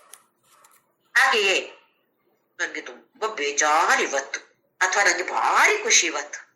ಏನದು? ಮನಸ್ಸು. ದೇಹಕ್ಕೆ ಸಂತೋಷ ಅಂತ ಇದೆಯಾ? ಮನಸ್ಸಿಗೆ ತಾನೇ ಸಂತೋಷ. ಹಾಗಾದ್ರೆ ನನಗೆ ಸಂತೋಷ, ನನಗೆ ದುಃಖ ಅಂದ್ರೆ ಯಾವುದರ ಜೊತೆ ನಾವು ಗುರುತಿಸ್ಕೊಳ್ತಾ ಇದ್ದೇವೆ? ಮನಸ್ಸಿನ ಜೊತೆ. ಒಂದಾ ದೇಹದ ಜೊತೆ ಗುರುತಿಸ್ಕೊಳ್ತಾ ಇದ್ದೇವೆ, ಇಲ್ಲ ಅಂದ್ರೆ ಮನಸ್ಸಿನ ಜೊತೆ ಗುರುತಿಸ್ಕೊಳ್ತಾ ಇದ್ದೇವೆ. ಇದು ನಾನು ಅಂದ್ರೆ ಇದೆರಡು ಅಲ್ಲ. ಏನು ನಾನು ಅಂದ್ರೆ? ಚಿದಾನಂದ ರೂಪ ಶಿವೋಹಂ ಶಿವೋಹಂ ಅಂತ ಹೇಳಿದ್ದಾರೆ ಶಂಕರಾಚಾರ್ಯರು ಆತ್ಮಷಟ್ಕದಲ್ಲಿ. ಚಿದಾನಂದ ರೂಪ ಶಿವೋಹಂ ಶಿವೋಹಂ. ಮಂಗಲಮಯವಾದದ್ದು ನಾನು, ಚಿತ್ತ ಆನಂದ ರೂಪ ನಾನು ಮನಸ್ಸು ಅಲ್ಲ. ಮನೋಬುದ್ಧಿ ಅಹಂಕಾರ ಚಿತ್ತಾದಿ ನಾಹಂ. ಮನಸ್ಸಲ್ಲ, ಬುದ್ಧಿ ಅಲ್ಲ, ಅಹಂಕಾರ ಅಲ್ಲ, ಚಿತ್ತ ಅಲ್ಲ, ನಾನು ಅಂತ ಹೇಳುದು ಚಿದಾನಂದ ರೂಪ ಶಿವೋಹಂ ಶಿವೋಹಂ ಅಂತ ಹೇಳಿದ್ದಾರೆ. ಹಾಗೆ ಇಲ್ಲಿ ಕಾಶಿ ಪಂಚಕದಲ್ಲಿ ಕೂಡ ನಾನು ಈ ಕಾಶಿ. ಹಾಗಾದ್ರೆ ಕಾಶಿಗೆ ಹೋಗ್ಲೇಬೇಕು ಅಂತ ಏನೂ ಇಲ್ಲ, ಹೋದ್ರೆ ತುಂಬಾ ಒಳ್ಳೇದು. ಆದ್ರೆ ಮನಸ್ಸನ್ನು ಎಲ್ಲೋ ಹಾಕಿ ಕಾಶಿಗೆ ಸುಮ್ನೆ ಒಂದು ದೇಹ ತಗೊಂಡು ಹೋಗಿ ಬಂದ್ರೆ ಹೆಚ್ಚಿನ ಲಾಭ ಖಂಡಿತವಾಗಿಯೂ ಇಲ್ಲ. ಆ ಮನಸ್ಸಲ್ಲಿ ದೃಷ್ಟಿ ಹಾಕಬೇಕು. ಅದಕ್ಕೆ ಈ ಕಾಶಿ ಪಂಚಕದಲ್ಲಿ ಶಂಕರಾಚಾರ್ಯರು ಮನಸ್ಸನ್ನ ಮಣಿಕರ್ಣಿಕಾ ಘಾಟ್ ಅಂತ ಇದೆ, ಮಣಿಕರ್ಣಿಕಾ ಘಟ್ಟ ಅಂತ ಗೊತ್ತಿದೆ ಅಲ್ಲಿ ಎಲ್ಲರಿಗೂ. ಏನು ಆ ಘಾಟಿನಲ್ಲಿ ಏನ್ ಮಾಡ್ತಾರೆ? ಶವಗಳನ್ನ ಸುಡ್ತಾರೆ ಅಲ್ಲಿ. ಮಣಿಕರ್ಣಿಕಾ ಘಟ್ಟದಲ್ಲಿ ಶವಗಳನ್ನ, ಹೆಣಗಳನ್ನ ಸುಡೋದು. ಈ ಮಣಿಕರ್ಣಿಕಾ ಘಟ್ಟವೇ ನನ್ನ ಮನಸ್ಸು ಅಂತ ಹೇಳಿದ್ದಾರೆ ಶಂಕರಾಚಾರ್ಯರು. ಯಾಕೆ ಅಂತ ಹೇಳಿದ್ರೆ ಅಲ್ಲಿ ದೇಹವನ್ನ ಸುಡ್ತಾರೆ. ನಾನು ಇಲ್ಲಿ ಏನ್ ಮಾಡ್ಬೇಕು? ನನ್ನ ಗುರುತಿಸುವಿಕೆ, ಐಡೆಂಟಿಟಿ. ಯಾವುದ್ರ ಜೊತೆ ನಾವು ಗುರುತಿಸ್ತಾ ಇದ್ದೇನೆ? ನನ್ನ ದೇಹದ ಜೊತೆ ಗುರುತಿಸ್ತಾ ಇದ್ದೇನೆ ಇಲ್ಲವಾ ಮನಸ್ಸಿನ ಜೊತೆ ಗುರುತಿಸ್ತಾ ಇದ್ದೇನೆ? ಇದನ್ನ ನಾನು ತೆಗೆದು ಹಾಕಬೇಕು. ಅಂದ್ರೆ ಇದನ್ನ ಸುಡ್ಬೇಕು, ದೇಹವನ್ನ ಸುಡ್ಬೇಕು ಅಂತಲ್ಲ. ಆ ಭಾವನೆ, ನಾನು ಅಂತ ಹೇಳಿದ್ರೆ ದೇಹ, ನಾನು ಅಂತ ಹೇಳಿದ್ರೆ ಮನಸ್ಸು ಅಂತ ಹೇಳುವ ಭಾವನೆ ಇದೆಯಲ್ಲ, ಈ ಆಲೋಚನೆ ಇದೆಯಲ್ಲ, ಈ ಆಲೋಚನೆಯನ್ನ ಅಲ್ಲಿ ಸುಟ್ಟು ಬಿಡ್ಬೇಕು. ಇದಕ್ಕೆ ಮನಸ್ಸಿಗೆ ಮಣಿಕರ್ಣಿಕಾ ಘಟ್ಟ ಅಂತ ಹೇಳ್ತಿದ್ದಾರೆ ಆದಿಶಂಕರಾಚಾರ್ಯ. ಎಷ್ಟು ಚೆನ್ನಾಗಿ ಅದ್ಭುತವಾಗಿ ವರ್ಣನೆ ಮಾಡ್ತಾರೆ, ಅದ್ಭುತವಾದ ಹೋಲಿಕೆ. ಪವಿತ್ರವಾದ ಗಂಗಾ ನದಿಯನ್ನ ಈ ಚೇತನದ ಒಂದು ವ್ಯಕ್ತ ರೂಪ ಯಾವುದದು? ಪ್ರಪಂಚ. ಅಥವಾ ನಾವು ಅಂತ ಹೇಳುದೆಲ್ಲ ಪ್ರಪಂಚ ಅಂತ ಹೇಳುದು, ವಿಶ್ವ ಅಂತ ಹೇಳುದು ಈ ಚೇತನದ ಒಂದು ರೂಪ. ಇದನ್ನ ಗಂಗಾ ನದಿಯ ಜೊತೆ ಹೋಲಿಸ್ತಾ ಇದ್ದಾರೆ ಆದಿಶಂಕರಾಚಾರ್ಯರು. ಗಂಗಾ ನದಿ ಪ್ರವಹಿಸ್ತಾ ಇರುತ್ತೆ, ಎಷ್ಟೊಂದು ಮಲಿನವಾದ್ರೂ ಅದು ತನ್ನ ತಾನೇ ಪರಿಶುದ್ಧ ಮಾಡಿಕೊಳ್ಳುವಂತಹ ಶಕ್ತಿ ಗಂಗಾ ನದಿಗೆ ಇದೆಯಾ? ಹೋಗ್ತಾನೇ ಇರುತ್ತೆ, ಪ್ರವಹಿಸ್ತಾನೇ ಇರುತ್ತೆ. ಹಾಗೆ ಈ ಪ್ರಪಂಚ ಯಾವತ್ತು ನಡೀತಾನೇ ಇರತ್ತೆ, ಮುಂದೆ ಮುಂದೆ ಹೋಗ್ತಾನೇ ಇರತ್ತೆ. ಅದಕ್ಕೋಸ್ಕರ ಆದಿಶಂಕರಾಚಾರ್ಯರು ಆ ಪವಿತ್ರವಾದ ನದಿಯನ್ನು ಈ ಪರಬ್ರಹ್ಮ, ಚೇತನವಾದ ಪರಬ್ರಹ್ಮನ ವ್ಯಕ್ತ ರೂಪಕ್ಕೆ ಹೋಲಿಸ್ತಾ ಇದ್ದಾರೆ ಕಾಶಿ ಪಂಚಕದಲ್ಲಿ. ಇದು ಯಾಕೆ ಹೇಳ್ತಾ ಇದ್ದೇನೆ ಅಂತ ಹೇಳಿದ್ರೆ, ನಮ್ಮ ಒಳಗೆ ಇದೆ ಕಾಶಿ. ನಾವು ಯಾವ ದೇವಸ್ಥಾನಕ್ಕೂ ಹೋಗ್ಬೇಕಾದ ಅವಶ್ಯಕತೆ ಇಲ್ಲ. ಯಾವಾಗ ಆ ಲೆವೆಲ್ಗೆ ಬಂದ ಮೇಲೆ ಅಷ್ಟರವರೆಗೆ ಹೋಗ್ಬೇಕು. ನಾವು ಹೋಗಿ ಏನ್ ಮಾಡ್ತೇವೆ? ದೇವಸ್ಥಾನಕ್ಕೆ ಹೋಗಿ ಒಂದ್ಸಲ ಆಲೋಚನೆ ಮಾಡಿ. ಹೋಗ್ತೇವೆ ದೇವಸ್ಥಾನಕ್ಕೆ, ಯಾವುದೋ ಭಾರಿ ಪ್ರಸಿದ್ಧವಾದ ದೇವಸ್ಥಾನ, ಎಷ್ಟು ಚಂದ ಉಂಟು ಅಲ್ಲಿ, ಭಾರಿ ಚಂದ ಉಂಟು, ಮೂರ್ತಿ ಚಂದ ಉಂಟು, ಎಷ್ಟು ಚಂದಕ್ಕೆ ಅಲಂಕಾರ ಮಾಡಿದ್ದಾರೆ ನೋಡಿ. ಇದೆಲ್ಲ ನೋಡ್ತೇವೆ, ಭಾರಿ ಖುಷಿ ಆಯ್ತು, ಬಂದು ಎಲ್ರಿಗೂ ಹೇಳ್ತೇವೆ. ಆದ್ರೆ ಆ ಮೂರ್ತಿಯ ಹಿಂದಿನ ಇರುವಂತಹ ಪರಬ್ರಹ್ಮ ತತ್ವವನ್ನ ನೋಡುವ ಪ್ರಯತ್ನವನ್ನಾದ್ರೂ ಮಾಡಿದ್ವಾ? ಇಲ್ಲ ಮತ್ತೆ ಹೊರಗಡೆಯ ಮೇಲ್ಮೈಯಲ್ಲಿ ಏನಿತ್ತು, ಅಲಂಕಾರ ಇತ್ತು, ಅದರಲ್ಲಿ ಮಾತ್ರ ದೃಷ್ಟಿ ಹಾಕಿ ಬರ್ಲಿಲ್ವಾ ನಾವು? ಇಲ್ಲ ಬರೋರು ಯಾವ ತರದ ಡ್ರೆಸ್ ಹಾಕಿ ಬರ್ತಿದ್ರು, ಯಾವ ಸೀರೆ ಉಟ್ಟಿದ್ರು, ಯಾವ ಜ್ಯುವೆಲ್ರಿ ಹಾಕೊಂಡಿದ್ರು. ಓಹೋ ನನ್ನ ಹತ್ರ ಇದಿಲ್ಲಲ್ಲ, ನನಗೂ ಇದು ತಗೊಳ್ಬೇಕು ಅಂತ ಅವ್ರ ಹತ್ರ ಹೋಗಿ ಕೇಳಿ ಎಲ್ಲಿಂದ ತಗೊಂಡ್ರಿ, ಎಷ್ಟು ಕೊಟ್ರಿ, ಇದಕ್ಕೆ ಹೋದದ್ದೆಲ್ಲಿಗೆ, ದೇವಸ್ಥಾನಕ್ಕೆ. ಮಾಡೋದೆಂತದು ಇದು, ಹೋಗಿ ಆ ಸೀರೆ ಬಗ್ಗೆ ಚಿನ್ನದ ಬಗ್ಗೆ ಮತ್ತೆ ಲೋಕ ವ್ಯವಹಾರದಲ್ಲಿ ನಾವು ಮುಳುಗ್ತಾ ಇದ್ದೇವೆ. ಈಗಾಗದೆ ದೇವಸ್ಥಾನಕ್ಕೆ ಹೋಗಿ ಆ ದೃಷ್ಟಿಯನ್ನ ಆ ಭಗವಂತನ ಮೇಲೆ ಹಾಕಿ ಇದರ ಹಿಂದಿರುವ ಪರಬ್ರಹ್ಮ ತತ್ವ ಏನಿದೆ ಇದರ ಬಗ್ಗೆ ಆಲೋಚನೆ ಮಾಡಬೇಕಾದಂಥವರು ನಾವು ಸಾಧಕರು. ಹಾಗೆ ಇಲ್ಲಿ ಭಗವಂತ ಸರ್ವಸ್ಯ ಚ ಅಹಂ ಹೃದಯ ಸನ್ನಿವಿಷ್ಟೋ ಮತ್ತಃ ಸ್ಮೃತಿ ಜ್ಞಾನಂ ಅಪೋಹನಂ ಚ. ನನ್ನಿಂದಲೇ ಸ್ಮೃತಿ, ನಿನ್ನ ಜ್ಞಾಪಕ. ಸ್ಮೃತಿ ಅಂತ ಹೇಳಿದ್ರೆ ನೆನಪಿನ ಶಕ್ತಿ, ಅದು ನನ್ನಿಂದಲೇ ಬರೋದು. ಜ್ಞಾನ, ಅದು ನನ್ನಿಂದಲೇ ಬರೋದು. ಅಪೋಹನ, ಅಪೋಹನ ಅಂತ ಹೇಳಿದ್ರೆ ಅದು ಇಲ್ಲದೆ ಇರುವಂತದ್ದು, ಅಂದ್ರೆ ಮರೆತು ಹೋಗುವಂತದ್ದು ಮತ್ತು ಅಜ್ಞಾನ. ಸ್ಮೃತಿಯ ಆಪೋಸಿಟ್ ಅಂತ ಹೇಳಿದ್ರೆ ಮರೆತು ಹೋಗುದು, ನೆನಪು ಮರವು. ಎಲ್ಲವೂ ನನ್ನಿಂದಲೇ ಬಂದಿರೋದು ಅಂತ ಹೇಳ್ತಿದ್ದಾನೆ ಭಗವಂತ. ನಮ್ಗೆ ಎಷ್ಟು ಖುಷಿ ಆಗ್ತದಲ್ಲ, ಯಾಕಂದ್ರೆ ನಮ್ಗೆಲ್ಲ ಮರ್ತೋಗ್ತದೆ. ಹಾಲಿಟ್ರೆ ಮರ್ತೋಗ್ತದೆ. ದೋಸೆಗೆ ಅಕ್ಕಿ ಹಾಕ್ಬೇಕು ಅಂತ ಹೇಳಿದ್ದೆ, ಆದ್ರೆ ಹಾಕ್ಲಿಲ್ಲ, ನೆನೆ ಹಾಕ್ಲಿಲ್ಲ, ಮರ್ತೋಯ್ತು. ಪರವಾಗಿಲ್ಲ, ಭಗವಂತ ಹೇಳ್ತಿದ್ದಾರೆ ಎಲ್ಲ ಅವನಿಂದಲೇ ಬರೋದು ಅಂತ ಹೇಳಿ ಅಲ್ವೇ. ಹೀಗಿರೋದ್ರೂ ನಾವು ಪಲಾಯನ ಶಾಸ್ತ್ರವನ್ನು ಉಪಯೋಗಿಸ್ಕೊಳ್ಳಿಕ್ಕೆ ಬಾರಿ ಹುಷಾರಿದ್ದೇವೆ ನಾವೆಲ್ಲರೂ ಕೂಡ. ಇದು ಭಗವಂತ ಅವನು ಹೇಳಿದ್ದಾನೆ ಭಗವದ್ಗೀತೆಯಲ್ಲಿ. ಹಾಗೆ ಇಲ್ಲಿ ನಾವು ಏನ್ ತಿಳಿದುಕೊಳ್ಬೇಕು ಅಂತ ಹೇಳಿದ್ರೆ, ಯಾವುದನ್ನ ನಾವು ಸ್ಮೃತಿಯಲ್ಲಿ ಇಡ್ಬೇಕು, ಯಾವುದನ್ನ ನಾವು ಮರಿಬೇಕು. ಹೇಗೆ ಮರ್ತೋಗತ್ತೆ, ಹೇಗೆ ಸ್ಮೃತಿಯಲ್ಲಿ ಉಳಿಯತ್ತೆ ಅಂತ ಹೇಳಿದ್ರೆ, ಅದರ ಮೇಲೆ ದೃಷ್ಟಿ ಹಾಕಿದ್ರೆ ಖಂಡಿತವಾಗಿ ಉಳಿಯತ್ತೆ. ಅದರ ಮೇಲೆ ದೃಷ್ಟಿ ಹಾಕದೆ ಇದ್ರೆ ಮರೆತು ಹೋಗುತ್ತೆ. 20-30 ವರ್ಷದ ಹಿಂದೆ ನನ್ನ ಅತ್ತೆ ನನಗೆ ಏನು ಬೈದ್ರು, ಏನೆಲ್ಲ ಹೇಳಿದ್ರು, ಅದೆಲ್ಲ ನೆನ್ಪಿದೆ. ನಿನ್ನೆ ಸತ್ಸಂಗದಲ್ಲಿ ಒಳ್ಳೆ ಪಾಯಿಂಟ್ ಹೇಳಿದ್ರು, ಅವಾಗ ಭಾರಿ ಓಹೋ ಹೌದು ಭಾರಿ ಒಳ್ಳೆ ವಿಷಯ ಅಲ್ಲ ಇದು ಅಂತ ಆಯ್ತು. ಇವತ್ತು ನೆನ್ಪಿಲ್ಲ ನನಗೆ. ಯಾಕೆ? ಮತ್ತೆ ಅದರ ಮನನ ಮಾಡ್ಲಿಲ್ಲ, ಶ್ರವಣ ಮಾತ್ರ ಮಾಡಿದ್ದು, ಮನನ ಮಾಡ್ಲಿಲ್ಲ. ಅದೇ ಅತ್ತೆ ಬೈದದ್ದು, ಶ್ರವಣ ಒಂದು ಸಲ ಆಗಿದ್ದು, ಮನನ ಮತ್ತೆ ಮತ್ತೆ ದಿನ ದಿನ ದಿನ ದಿನ ಮತ್ತೆ ಅದು ಮನನ ಆಗ್ತಾನೆ ಇದೆ. ಮತ್ತೆ ಅದು ಗಟ್ಟಿಯಾಗಿ ಕೂತು ಬಿಟ್ಟಿದೆ. ಇಲ್ಲಿ ಯಾವುದನ್ನ ನಾವು ನೆನ್ಪಿಟ್ಕೊಳ್ಬೇಕು, ಯಾವುದನ್ನ ಮರಿಬೇಕು. ನಾನೇ ನನ್ನಿಂದಲೇ ಅಂತ ಹೇಳಿದ್ರು ಕೂಡ ಭಗವಂತ ನಮ್ಮ ಪ್ರಯತ್ನವನ್ನ ನಾವು ಮಾಡ್ತಾನೆ ಇರ್ಬೇಕು. ಇಲ್ಲ ಮರೆವು ಅಂತ ಹೇಳಿದುಕೊಂಡು ಒಂದು ವರ. ನಮ್ಮ ಈ ಜನ್ಮದಲ್ಲಿ ನನಗೆ ಯಾರ ಜೊತೆಯೋ ವೈರತ್ವ ಇತ್ತು ಅಂತ ಅನ್ಕೊಳ್ಳಿ, 2-3 ಇದ್ರು ವೈರಿಗಳದಂದ್ರು.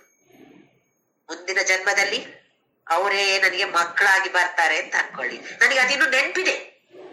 ಇಂದಿನ ಜನ್ಮದಲ್ಲಿ ಇವರೇ ನನ್ನ ವೈರಿಗಳಾಗಿದ್ರು, ಈಗ ನನ್ನ ಮಕ್ಕಳಾಗಿ ಹುಟ್ಟಿದ್ದಾರೆ ಅಂತ ಹೇಳಿದ್ರೆ ನಾನು ಆ ಮಕ್ಕಳನ್ನ ಪ್ರೀತಿಸ್ತೀನಾ, ಇಲ್ಲ ನನ್ನ ವೈರಿಗಳು ಅಂತ ಹೇಳಿ ನಾನು ದ್ವೇಷಿಸ್ತೀನಾ? ಎಷ್ಟು ಕಷ್ಟಕರವಾದ ಸನ್ನಿವೇಶ ನೋಡಿ ಅದು. ಒಂದೊಂದ್ಸಲ ನನ್ನ ಮಕ್ಕಳೆಲ್ಲ ಪ್ರೀತಿ ಮಾಡ್ಬೇಕು, ಇವ್ರು ಕಳೆದ ಜನ್ಮದಲ್ಲಿ ನನ್ಗೆ ಹೀಗ್ ಮಾಡಿದ್ದಾರೆ, ಇವ್ರಿಗೆ ಮಾಡ್ತೇನೆ ನಾನು ಈ ಸಲ. ಆ ತರದ ಒಂದು ಮನಸ್ಸಿನ ಭಾವನೆ ಬರೋದಿಲ್ವಾ ನಮ್ಗೆ?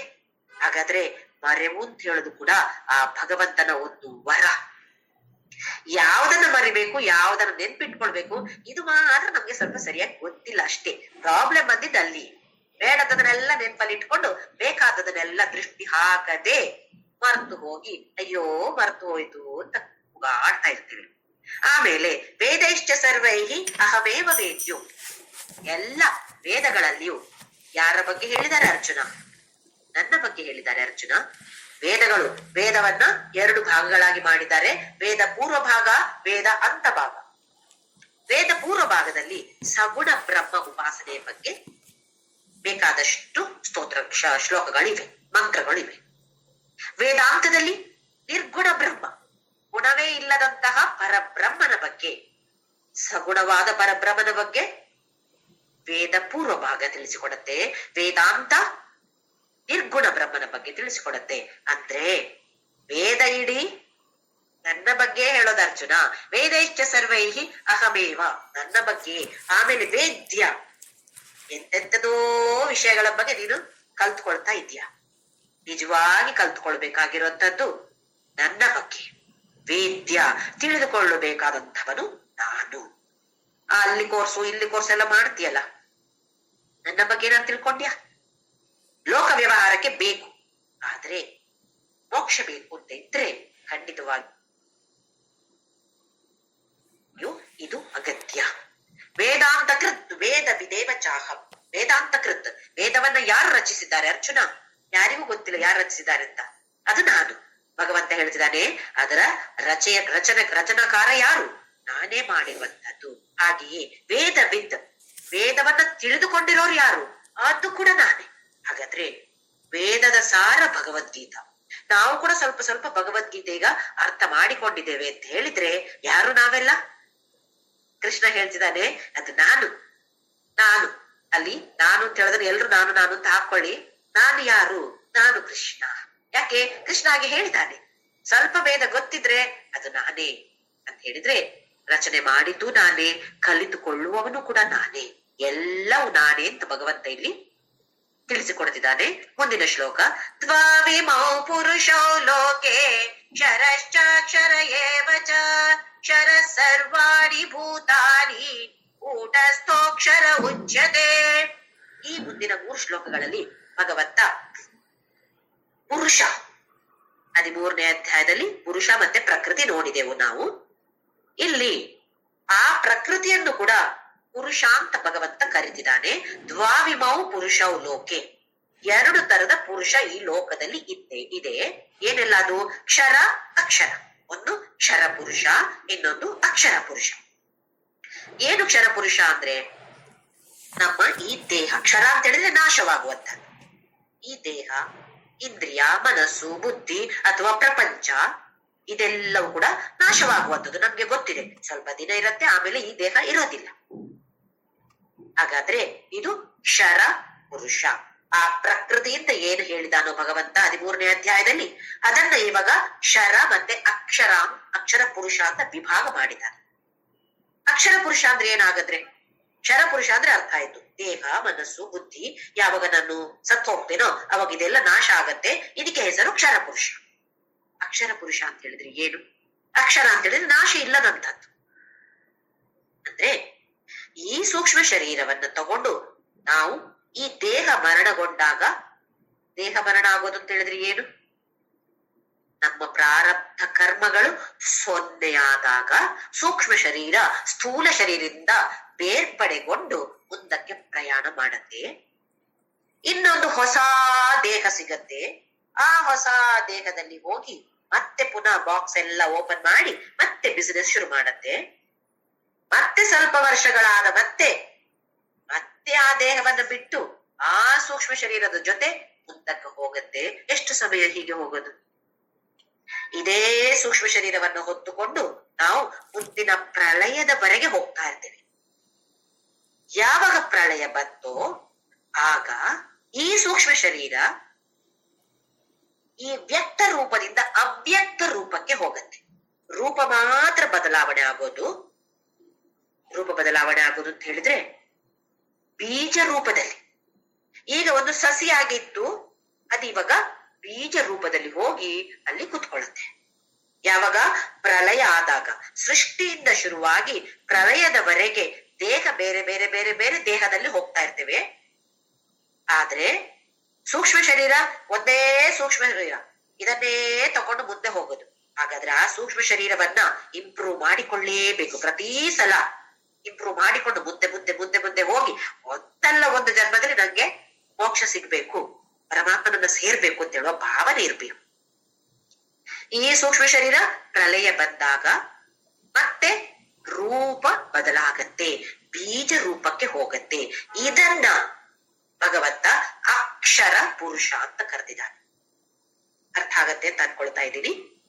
ಅಕ್ಷರ ಅಂತ ಹೇಳಿದ್ರೆ ಇಲ್ಲಿ ಪ್ರಳಯ ಆದಾಗ ಆ ವ್ಯಕ್ತ ರೂಪದಿಂದ ಅವ್ಯಕ್ತ ರೂಪಕ್ಕೆ ಹೋಗಿ ಮತ್ತೆ ಇನ್ನೊಂದು ಸೃಷ್ಟಿ ಕಾಲದಲ್ಲಿ ಅದೇ ಬೀಜ ಮುಂದೆ ಬಂದು ಮತ್ತೆ ಪುನಃ ಬಾಕ್ಸ್ ಓಪನ್ ಮಾಡಿ ಅದೇ ಸೂಕ್ಷ್ಮ ಶರೀರ, ಏನು ವ್ಯತ್ಯಾಸ ಆಗ್ಲಿಲ್ಲ. ಈ ಸೂಕ್ಷ್ಮ ಶರೀರ ಯಾವಾಗ ನಾಶ ಆಗದೆ? ಒಂದೇ ಸಲ ನಾಶ ಆಗೋದು. ಯಾವಾಗ? ಮೋಕ್ಷ ಸಿಕ್ಕಿದಾಗ ಮತ್ತೆ ನಮಗೆ ಪುನಃ ವಾಪಸ್ ಅದು ಬೀಜ ರೂಪವಿಲ್ಲ, ಯಾವ ರೂಪವಿಲ್ಲ, ಮತ್ತೆ ಪರಬ್ರಹ್ಮನ ಜೊತೆ ಸೇರಿಕೊಳ್ಳುವಂತಹದ್ದು. ಇದಕ್ಕೆ ಭಗವಂತ ಅಕ್ಷರ ಪುರುಷ ಅಂತ ಹೇಳಿದ್ದಾನೆ. ಹಾಗೆ ಪುರುಷರಲ್ಲಿ ಕ್ಷರ ಪುರುಷ, ಅಕ್ಷರ ಪುರುಷ. ಕ್ಷರ ಸರ್ವಾಣಿ ಭೂತಾನಿ, ಎಲ್ಲ ಭೂತ ಅಂತ ಹೇಳಿದ್ರೆ ಜೀವ ಇರುವಂತದ್ರಲ್ಲಿ ಕ್ಷರ. ಎಲ್ಲ ಭೂತಗಳಲ್ಲಿ ನಾನು ಹೇಗಿದ್ದೇನೆ? ದೇಹವಾಗಿ ಇದ್ದೇನೆ. ದೇಹ, ಇಂದ್ರಿಯ, ಮನಸ್ಸು, ಬುದ್ಧಿ ಇದೆಲ್ಲವೂ ಕ್ಷರ ಪುರುಷ. ಕೂಟಸ್ಥ ಅಕ್ಷರ ಉಚ್ಯತೆ. ಕೂಟಸ್ಥ ಅಂತ ಹೇಳಿದ್ರೆ ಆಧಾರವಾಗಿರುವಂಥದ್ದು. ಈಗ ನಾವು ಈ ಆ ಕಬ್ಬಿಣದ ಕೆಲಸ ಮಾಡೋರ ಹತ್ರ ಹೋದ್ರೆ ಅವರು ಕೆಳಗಡೆ ಒಂದು ಇಟ್ಕೊಂಡಿರ್ತಾರೆ, ಬೇಸ್ ಆಗಿ ಒಂದು ಇಟ್ಕೊಂಡಿರ್ತಾರೆ, ಮೇಲೆ ಬೇರೆ ಬೇರೆ ಕಬ್ಬಿಣವನ್ನ ಇಟ್ಕೊಂಡು ಅದಕ್ಕೆ ಹೊಡೆದು ಹೊಡೆದು ಹೊಡೆದು ಅದರ ಆಕಾರವನ್ನ ಬದಲಿಸ್ತಾ ಇರ್ತಾರೆ. ಆ ಕೆಳಗಡೆ ಇರುವಂತ ಆಧಾರವಾಗಿರುವಂತಹದ್ದು ಸರ್ಫೇಸ್ ಇದೆಯಲ್ಲ, ಅದಕ್ಕೆ ಏನು ಆಗೋದಿಲ್ಲ. ಹಾಗೆಯೇ ಇದು ಕೂಡ ಕೂಟ, ಇದಕ್ಕೆ ಏನು ಆಗೋದಿಲ್ಲ. ಅಂದ್ರೆ ಆಗತ್ತೆ ಯಾವಾಗ, ಯಾವಾಗಲೋ ಒಂದು ಸಲ ಅಲ್ವಾ, ಕೊನೆಯಲ್ಲಿ ಮಾತ್ರ. ಹಾಗಾಗಿ ಅದಕ್ಕೆ ಕೂಟಸ್ಥ ಅಕ್ಷರ ಆಗಿರುವಂತದ್ದು ಅಕ್ಷರ ಪುರುಷ. ಒಂದು ಕ್ಷರ ಪುರುಷ, ಇನ್ನೊಂದು ಅಕ್ಷರ ಪುರುಷ. ಈಗ ಮುಂದಿನ ಶ್ಲೋಕದಲ್ಲಿ 17ನೇ ಶ್ಲೋಕದಲ್ಲಿ ಉತ್ತಮ ಪುರುಷ ಸ್ವನ್ಯಃ ಪರಮಾತ್ಮೇತ್ಯುದಾಹೃತಃ ಯೋ ಲೋಕತ್ರಯಮಾವಿಶ್ಯ ಬಿಭರ್ತ್ಯ ವ್ಯಯ ಈಶ್ವರಃ. ಉತ್ತಮಃ ಪುರುಷಃ ಅನ್ಯಃ. ಈ ಕ್ಷರ ಪುರುಷ ಅಕ್ಷರ ಪುರುಷ ಅಲ್ಲದೆ ಬೇರೆ ಒಂದು ಉತ್ತಮ ಪುರುಷ ಇದೆ ಅರ್ಜುನ. ಏನಿದಕ್ಕೆ ಹೆಸರು? ಪರಮಾತ್ಮ ಇತಿ ಉದಾಹೃತಃ. ಇದಕ್ಕೆ ಹೆಸರು ಪರಮಾತ್ಮ. ಆ ಪರಮಾತ್ಮ ಅಂತ ಹೇಳುದು ಕ್ಷರ ಪುರುಷ ಅಲ್ಲ, ಅಕ್ಷರ ಪುರುಷ ಅಲ್ಲ, ಅದು ಉತ್ತಮ ಪುರುಷ. ಯೋ ಲೋಕತ್ರಯಮಾವಿಶ್ಯ ವಿಭರ್ತ್ಯ ವ್ಯಯ ಈಶ್ವರಃ. ಈ 3 ಲೋಕಗಳನ್ನ ಪ್ರವೇಶ ಮಾಡಿ ಎಲ್ಲರ ಪಾಲನೆಯನ್ನ ಮಾಡುವಂಥದ್ದು ಯಾರು? ಉತ್ತಮ ಪುರುಷ ಅಥವಾ ಪುರುಷೋತ್ತಮನಾದ ಪರಬ್ರಹ್ಮ. ಹಾಗೆ ಮುಂದಿನ ಶ್ಲೋಕದಲ್ಲಿ ಯಸ್ಮಾತ್ ಶರಮತೀತೋಹಂ ಅಕ್ಷರಾದಪಿ ಚೋತ್ತಮಃ ಅತೋಸ್ಮಿ ಲೋಕೆ ವೇದೇ ಚ ಪ್ರಥಿತ ಪುರುಷೋತ್ತಮಃ. ಯಸ್ಮಾತ್ ಯಾವುದನ್ನು? ಶರಂ ಅತೀತಃ ಅಹಂ ಅಕ್ಷರ. ಅಕ್ಷರ ಮತ್ತೆ ಕ್ಷರವನ್ನ ಮೀರಿ ಉತ್ತಮ ಪುರುಷ ಇದ್ದೇ ಉತ್ತಮ. ಅಂತಹ ಉತ್ತಮ ಪುರುಷನಿಗೆ ವೇದದಲ್ಲಿ ಏನ್ ಹೆಸರು? ಪ್ರಥಿತಃ, ಪ್ರಸಿದ್ಧವಾಗಿದ್ದಾನೆ. ಏನು? ಪುರುಷೋತ್ತಮ. ಪುರುಷೋತ್ತಮ ಅಂತ ಹೆಸರಿರೋದು ಕ್ಷರ ಪುರುಷ ಅಲ್ಲ, ಅಕ್ಷರ ಪುರುಷ ಅಲ್ಲ, ಉತ್ತಮ ಪುರುಷ. ಇದಕ್ಕೆ ಹೆಸರು ಪುರುಷೋತ್ತಮ. ಪುರುಷೋತ್ತಮ ಅಂತ ಹೇಳುವ ಕಾರಣ ಈ ಅಧ್ಯಾಯಕ್ಕೆ ಪುರುಷೋತ್ತಮ ಯೋಗ ಅಂತ ಭಗವಂತ ನಾಮಕರಣವನ್ನ ಮಾಡಿದ್ದಾನೆ. ಯಾಕೆಂದ್ರೆ ಈ ಪುರುಷೋತ್ತಮನ ಬಗ್ಗೆ ಇದರಲ್ಲಿ ನಮ್ಗೆ ಅರ್ಥ ಆಗುವಂಥದ್ದು ಕ್ಷರ ಅಲ್ಲ, ಅಕ್ಷರ ಅಲ್ಲ, ನಾವು ಯಾವತ್ತು ಇರುವಂತಹ ಉತ್ತಮ ಪುರುಷ. ಇಲ್ಲಿ ನಮ್ಗೆ ಕನ್ಫ್ಯೂಷನ್ ಆಗ್ಬಾರ್ದು. ಇದೇ ಕ್ಷರ ಪುರುಷ ಅಕ್ಷರ ಪುರುಷನನ್ನ ಭಗವಂತ 13ನೇ ಅಧ್ಯಾಯದಲ್ಲಿ ಪ್ರಕೃತಿ ಅಂತ ಹೆಸರಿಂದ ಕರೆದಿದ್ದಾನೆ. ಈ ಅಧ್ಯಾಯದಲ್ಲಿ ಅದೇ ಪ್ರಕೃತಿಗೆ 2 ವಿಭಾಗಗಳನ್ನಾಗಿ ಮಾಡಿ ಕ್ಷರ ಪುರುಷ ಅಕ್ಷರ ಪುರುಷ ಅಂತ ಕರೆದಿದ್ದಾನೆ. ಅಷ್ಟೇ, ಇದಕ್ಕೆ ಕನ್ಫ್ಯೂಷನ್ ಆಗ್ಬಾರ್ದು ಅಷ್ಟೇ. ಮುಂದಿನ ಶ್ಲೋಕ ಯೋ ಮಾಮೇವಮ ಸಮ್ಮೂಢೋ ಜಾನಾತಿ ಪುರುಷೋತ್ತಮಂ ಸ ಸರ್ವವಿದ್ ಭಜತಿ ಮಾಂ ಸರ್ವಭಾವೇನ ಭಾರತ. ಮೂಢ, ಮೂಢ ಅಂತ ಹೇಳಿದ್ರೆ ಮೂರ್ಖ, ಸಮ್ಮೂಢ ಅಂತ ಹೇಳಿದ್ರೆ ಶ್ರೇಷ್ಠವಾದ ಮೂರ್ಖ. ಅಂದ್ರೆ ಏನು ಗೊತ್ತಿರದಂಥವನು ಅಸಮ್ಮೂಢ, ಅದರ ವಿರೋಧ. ಅಂದ್ರೆ ಎಲ್ಲವನ್ನು ಗೊತ್ತಿರುವಂಥವನು ಜ್ಞಾನಿ. ಯಾರು ಈ ಜ್ಞಾನಿ ಆಗಿರ್ತಾರೋ ಜಾನಾತಿ ಪುರುಷೋತ್ತಮಂ, ಅಂಥವನಿಗೆ ಪುರುಷೋತ್ತಮ ಅಂದ್ರೆ ಏನು ಇದರ ಬಗ್ಗೆ ಅರಿವು ಅಥವಾ ತಿಳುವಳಿಕೆ ಇದೆ. ಅಂಥವನ್ ಏನ್ ಮಾಡ್ತಾನೆ?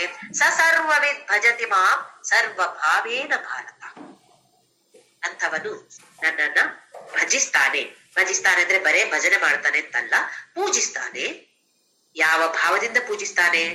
ಸರ್ವಭಾವ, ಎಲ್ಲ ಭಾವನೆಗಳು ಭಾವಗಳು ಕೂಡ ಆ ಪುರುಷೋತ್ತಮನೇ ನನಗೆ ಕೊಟ್ಟಿರುವಂತಹದ್ದು. ಯಾರನ್ನೇ ನಾನು ಪೂಜೆ ಮಾಡ್ಲಿ, ಓ ನನಗೆ ಕೃಷ್ಣ ನನಗೆ ಇಷ್ಟ ದೇವತಾ, ನನಗೆ ಸಾಯಿಬಾಬಾ ಶಿರಡಿ ಬಾಬಾ ಅಂದ್ರೆ ಇಷ್ಟ, ಪುಟ್ಟಪರ್ತಿ ಬಾಬಾ ಅಂದ್ರೆ ಇಷ್ಟ, ಅಥವಾ ರಾಮ ಅಂದ್ರೆ ಇಷ್ಟ, ಲಲಿತಾ ಅಂತ ಹೇಳಿದ್ರೆ ನಂಗೆ ಭಾರಿ ಇಷ್ಟ. ಒಬ್ಬೊಬ್ಬರಿಗೆ ಒಂದೊಂದು ಇಷ್ಟ ದೇವತೆ ಇರ್ಬೋದು. ಆದ್ರೆ ಯಾರನ್ನೇ ಪೂಜೆ ಮಾಡಿದ್ರೂ ಕೂಡ ಈ ಭಾವನೆಯನ್ನ ತೆಗೆದುಕೊಂಡು ಬರುವಂತದ್ದು ಅತಿ ಮುಖ್ಯ. ಅದೇ ಪರಬ್ರಹ್ಮ, ಪುರುಷೋತ್ತಮನಾದ ಪರಬ್ರಹ್ಮ ಈ ರೂಪದಲ್ಲಿ, ಕೃಷ್ಣನ ರೂಪದಲ್ಲಿ ಬಂದಿರುವಂತದ್ದು, ಅವತಾರ ಎತ್ತಿದ್ದಾನೆ. ನಾನು ಪೂಜೆ ಮಾಡುವಂತದ್ದು ಕೃಷ್ಣನೇ ಆದ್ರೂ ಕೃಷ್ಣನ ಹಿಂದಿರುವ ಪುರುಷೋತ್ತಮನಾದ ಪರಬ್ರಹ್ಮ ತತ್ವವನ್ನ ನಾನು ಪೂಜೆ ಮಾಡ್ತಾ ಇದ್ದೇನೆ. ಇದೇ ಪರಬ್ರಹ್ಮ ತತ್ವ ನನ್ನ ಒಳಗೆ ಕೂಡ ಇರುವಂತಹದ್ದು. ನಾನು ಅಂತ ಹೇಳೋದು ಅದೇ ಪರಬ್ರಹ್ಮ. ಅದಕ್ಕೆ ನಾವು ಹೆಸರು ಹಾಕಿದ್ದೇವೆ ಜೀವಾತ್ಮ. ಯಾವಾಗ ಈ ಜೀವಾತ್ಮ ಮತ್ತೆ ಪರಮಾತ್ಮ ಐಕ್ಯ ಆಗತ್ತೋ ಅದಕ್ಕೆ ಹೆಸರು ಮೋಕ್ಷ. ಇಲ್ಲಿ ಐಕ್ಯ ಅಂತ ಹೇಳಿದ್ರೆ ಏನೋ ಎಲ್ಲೋ ಹೋಗಿ ಸೇರುವಂತದ್ದಲ್ಲ. ನಮ್ಮ ರಾಗ ಮತ್ತೆ ದ್ವೇಷದಿಂದ ಮುಕ್ತಿಯನ್ನ ಪಡೆಯುವಂಥದ್ದೇ. ನಾನು, ನನ್ನದು, ನನಗೋಸ್ಕರ ಅಂತ ಭಾವನೆಗಳಿದೆ. ಇದರಿಂದ ಮುಕ್ತಿ ಪಡೆಯುವಂಥದ್ದೇ ಮೋಕ್ಷ. ನಮ್ಮ ಸನಾತನ ಧರ್ಮ ಎಷ್ಟು ಅದ್ಭುತವಾದದ್ದು ಅಂತ ಹೇಳಿದ್ರೆ, ಎಲ್ಲ ಮಾಡುವಂತ ಎಲ್ಲ ಕೆಲಸಗಳನ್ನು ಪವಿತ್ರವಾಗಿ ಮಾಡಿಟ್ಟಿದ್ದಾರೆ. ಪವಿತ್ರವಾಗಿ ಅಂದ್ರೆ ಪವಿತ್ರವಾಗಿ ಅದನ್ನ ತಗೊಂಡು ಹೋಗ್ತಿದ್ದಾರೆ. ಅದು ತಿನ್ನೋ ಕೆಲಸ ಇರ್ಬೋದು, ಮನೆ ಕಸ ಗುಡಿಸೋ ಕೆಲಸ ಇರ್ಬೋದು, ಯಾವುದೇ ಕೆಲಸ, ಯಾವ ಕೆಲಸವೂ ಕೂಡ ಅಪವಿತ್ರ ಅಂತ ಇಲ್ಲ, ಎಲ್ಲವೂ ಪವಿತ್ರವೇ. ಅದಕ್ಕೆ ತಾನೇ ಊಟ ಮಾಡುವಾಗ ಅಹಂ ವೈಶ್ವಾನರೋ ಭೂತ್ವ ಪ್ರಾಣಿನಾಂ ದೇಹಮಾಶ್ರಿತಃ ಪ್ರಾಣಾಪಾನ ಸಮಾಯುಕ್ತಃ ಪಚಾಮ್ಯನ್ನಂ ಚತುರ್ವಿಧ. ಈ ಶ್ಲೋಕವನ್ನ ಹೇಳಿ ಆಮೇಲೆ ಊಟ ಮಾಡಬೇಕು ಅಂತ ಹೇಳ ನಮ್ಮ ಸನಾತನ ಧರ್ಮ ಹೇಳ್ತಾ ಇದೆ, ನಮ್ಮ ವೈದಿಕ ಧರ್ಮ ಹೇಳ್ತಾ ಇದೆ. ಎಲ್ಲರಲ್ಲಿಯೂ ಆಹಾರದಲ್ಲಿಯೂ ಭಗವಂತನನ್ನ ಕಾಣುವಂತೆ. ಪ್ರತಿಯೊಂದು ಒಂದು ಕಲ್ಲು ಕಂಡ್ರೆ ನಮಸ್ಕಾರ ಮಾಡ್ತೀವಿ, ಮರ ನಮಸ್ಕಾರ ಮಾಡ್ತೇವೆ, ಪ್ರಾಣಿ ನಮಸ್ಕಾರ ಮಾಡ್ತೇವೆ. ಯಾಕೆ? ನಮ್ಮ ಸನಾತನ ಧರ್ಮ ಅದ್ಭುತವಾದದ್ದು. ಎಲ್ಲರಲ್ಲಿಯೂ ಭಗವಂತನನ್ನ ಕಾಣಬೇಕು. ಇದಕ್ಕೆ ಎಲ್ಲ ಸರ್ಕಸ್ ಮಾಡೋದು ನಾವೀಗ.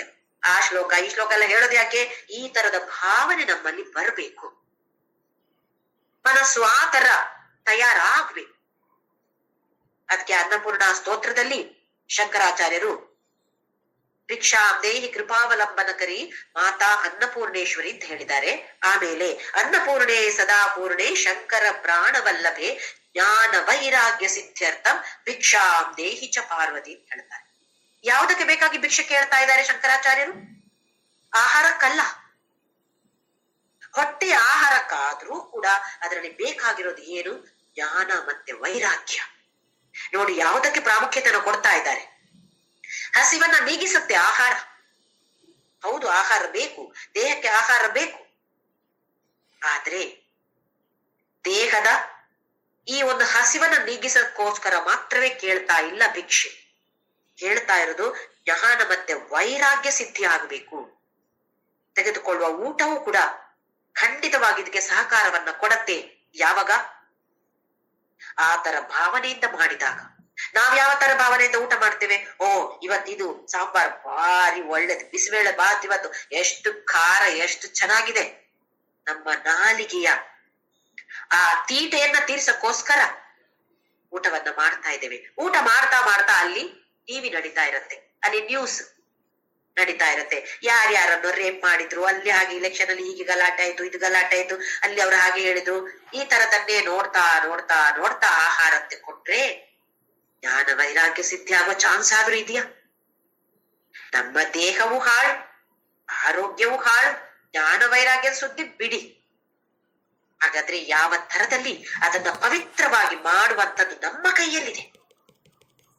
ಯಾವುದೇ ಕೆಲಸ ಇರ್ಲಿ, ಅದನ್ನ ಪವಿತ್ರವಾಗಿ ಮಾಡುವಂಥದ್ದು, ಬದಲಾವಣೆ ಮಾಡುವಂಥದ್ದು ನಮ್ಮ ಕೈಯಲ್ಲಿದೆ. ಇದಕ್ಕೆ ಹೆಸರು ಫ್ರೀ ವಿಲ್ ಅಂತ ಹೇಳು. ಇದ್ರ ನಾವೇನು ಹೇಳ್ತೇವೆ? ಎಲ್ಲಾ ದೇವ್ರು ಮಾಡಿದ್ದು. ಆ ದೇವ್ರೆ ನಂಗೆ ಹೀಗ್ ಮಾಡಿದಾನೆ. ಅದ್ ಯಾವಾಗ? ಕೆಟ್ಟದಾದಾಗ ಹೀಗೆ ಹೇಳುದು, ಒಳ್ಳೇದಾದಾಗ ಅದು ನಾನು ಮಾಡಿದ್ದು. ನಮಗೆ ಒಳ್ಳೇದಾದ್ರೆ ನಮ್ಗೆ ದೇವರ ನೆನಪು ಬರೋದಿಲ್ಲ. ಸಂಕಟ ಬಂದಾಗ ಮಾತ್ರ ವೆಂಕಟರಮಣದ ನೆನಪಾಗೋದು ನಮ್ಗೆ. ಅದು ಅವನು ಮಾಡಿದ್ದು. ಒಳ್ಳೇದಾದ್ರೆ ಅದು ನಾನೇ ಮಾಡಿದ್ದು. ಹೀಗಾಗದೆ ಸರ್ವಭಾವ ಎಲ್ಲ ಭಾವನೆಗಳಿಂದಲೂ ಅವನನ್ನ ಪೂಜೆ ಮಾಡುವಂಥದ್ದು. ಅದು ಪೂಜೆ ಮಾಡೋದು ಅಂತ ಹೇಳಿದ್ರೆ ನಾವಿವಾಗ 1 ಗಂಟೆ ದೇವರ ಮುಂದೆ ಕೂತ್ಕೊಂಡು ಅರ್ಚನೆ ಮಾಡ್ತೇವೆ, ನೈವೇದ್ಯ ಮಾಡ್ತೇವೆ, ಆರತಿ ಮಾಡ್ತೇವೆ. ಹೇಗ್ ಮಾಡ್ತೇವೆ? ಅರ್ಚನೆ ಮಾಡ್ತಾ ಇರ್ತವೆ. ಶ್ರೀ ಮಾತ್ರೇ ನಮಃ, ಶ್ರೀ ಮಹಾರಾಜ್ಯೇ ನಮಃ. ಕೈಯಲ್ಲಿ ಹಾಕ್ತಾ ಇರ್ತೇವೆ, ಕುಂಕುಮವೋ ಹೂವೋ ಹಾಕ್ತಾ ಇರ್ತೇವೆ. ಮನಸ್ಸು ಎಲ್ಲಿ ಹೋಗ್ತಾ ಇರತ್ತೆ? ಓ, ನಾಳೆ ರಿಸೆಪ್ಷನ್ಗೆ ಹೋಗ್ಲಿಕ್ಕಿದೆ, ನಾಳೆ ಯಾವ ಸೀರೆ ನಾನು ಉಟ್ಕೊಳ್ಳಿ, ಯಾವ ಜ್ಯುವೆಲ್ರಿ ಹಾಕೊಳ್ಳಿ, ಓ ಇದು ಬೇಡ, ಈ ಸೀರೆ ಬೇಡ, ನಾ ಮೊನ್ನೆ ತಾನೇ ಉಟ್ಕೊಂಡಿದ್ದೇನೆ, ಅಲ್ಲಿಗೆ ಅವ್ರು ಬಂದಿದ್ರು, ಅವ್ರು ನೋಡಿದ್ದಾರೆ ನನ್ನನ್ನು. ಇಲ್ಲಿ ಕೈ ಏನ್ ಮಾಡ್ತಾ ಇದೆ? ಬಾಯಲ್ಲಿ ಶ್ರೀಮಾತ್ರೇ ನಮ, ಶ್ರೀ ಮಹಾರಾಜ್ಯ ನಮ ನಡೀತಾ ಇದೆ. ಆದ್ರೆ ಮನಸ್ಸು ಮಾತ್ರ ಎಲ್ಲೆಲ್ಲೆಲ್ಲೋ ಹರಿದಾಡ್ತಾ ಇದೆ. ಹೀಗಾಗದೆ ಎಲ್ಲವನ್ನು ಅರ್ಪಣೆ ಮಾಡುವಂತಹ ಮನಸ್ಸು, ಮನಸ್ಸನ್ನ ತಯಾರು ಮಾಡುವಂತವರಾಗ್ಬೇಕು ನಾವೆಲ್ಲರೂ. ಅದಕ್ಕೆ ಸರ್ವಭಾವೇನ ಭಾರತ. ಇನ್ನು ಕೊನೆಯ ಶ್ಲೋಕ, ಇತಿ ಗುಹ್ಯತಮಂ ಶಾಸ್ತ್ರಂ ಇದಮುಕ್ತಂ ಮಯಾ ನಘ ಏತದ್ ಬುದ್ಧ್ವಾ ಬುದ್ಧಿಮಾನ್ ಸ್ಯಾತ್ ಕೃತಕೃತ್ಯಶ್ಚ ಭಾರತ. ಗುಹ್ಯತಮವಾದ ಶಾಸ್ತ್ರ ಇದು. ಯಾಕೆ ಹೇಳಿಕೊಟ್ರು ಅರ್ಥ ಆಗೋದಿಲ್ಲ, ನಮ್ಗೆ ಎಷ್ಟು ಹೇಳಿದ್ರು ಅರ್ಥ ಆಗೋದಿಲ್ಲ.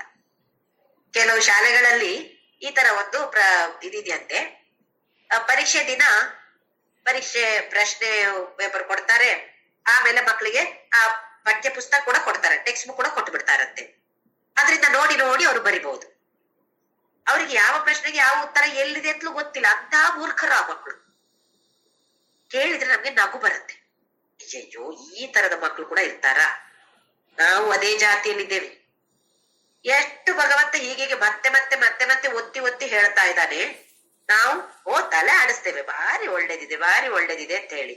ಆದ್ರೆ ಅದರ ಮನನ ಮಾಡಿ ಅದರ ನಿಧಿಧ್ಯಾಸನ, ಅದನ್ನ ನಿಧಿಧ್ಯಾಸನ ಅಂದ್ರೆ ಏನು? ಶ್ರವಣ ಅಂತ ಹೇಳಿದ್ರೆ ಕೇಳೋದು ಅಥವಾ ತಿಳಿದುಕೊಳ್ಳುವಂಥದ್ದು. ಬರೀ ಕೇಳಿದ್ದಲ್ಲ, ಓದಿ ಕೂಡ ಇರ್ಬೋದು. ಮನನ ಮತ್ತೆ ಮತ್ತೆ ಅದನ್ನ ಮೆಲುಕು ಹಾಕೋದು.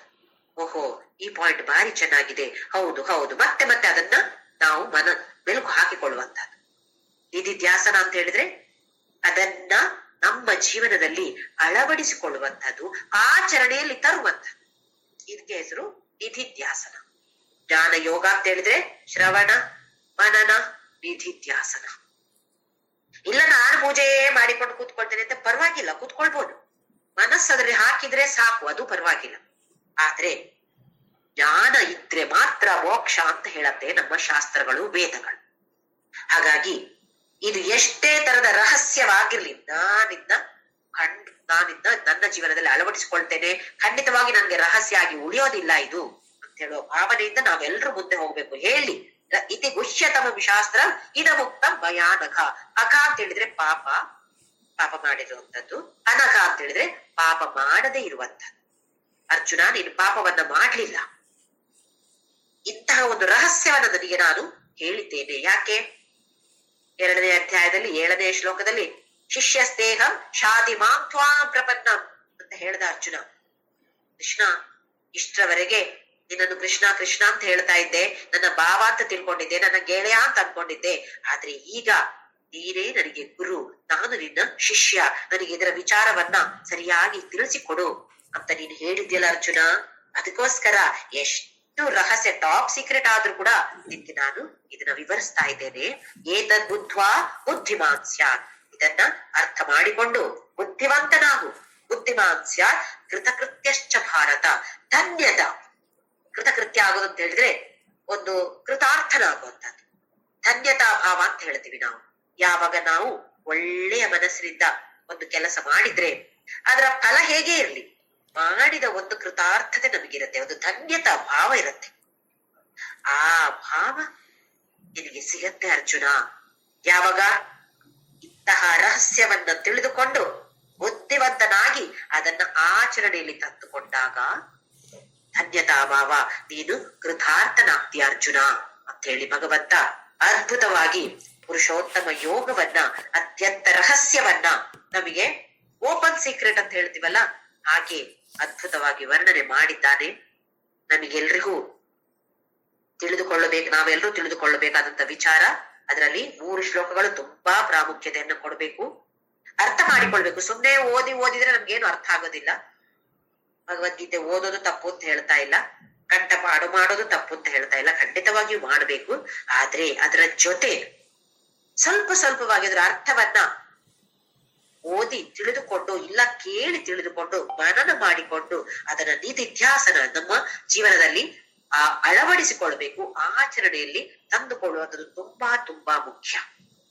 ಏನನ್ನ ಭಗವಂತ ಹೇಳ್ತಿದ್ದಾನೆ ಈ ಅಧ್ಯಾಯದಲ್ಲಿ, ಇದರ ಬಗ್ಗೆ ಮತ್ತೆ ಮತ್ತೆ ನಾವು ವಿಚಾರ ಮಾಡಿಕೊಳ್ಬೇಕು, ನಮ್ಮ ಜೀವನದಲ್ಲಿ ಅಳವಡಿಸಿಕೊಳ್ಬೇಕು. ಇದಕ್ಕೆ ನಾವೆಲ್ಲರೂ ಕೂಡ ಜೊತೆಯಾಗಿ ಸೇರಿಕೊಂಡು ಪ್ರಾಮುಖ್ಯತೆಯನ್ನು ಕೊಡ್ತಾ ಎಲ್ಲರೂ ಮುಂದಕ್ಕೆ ಈ ಅಧ್ಯಾತ್ಮ ಪಥದಲ್ಲಿ ಮುಂದಕ್ಕೆ ಸಾಗೋಣ.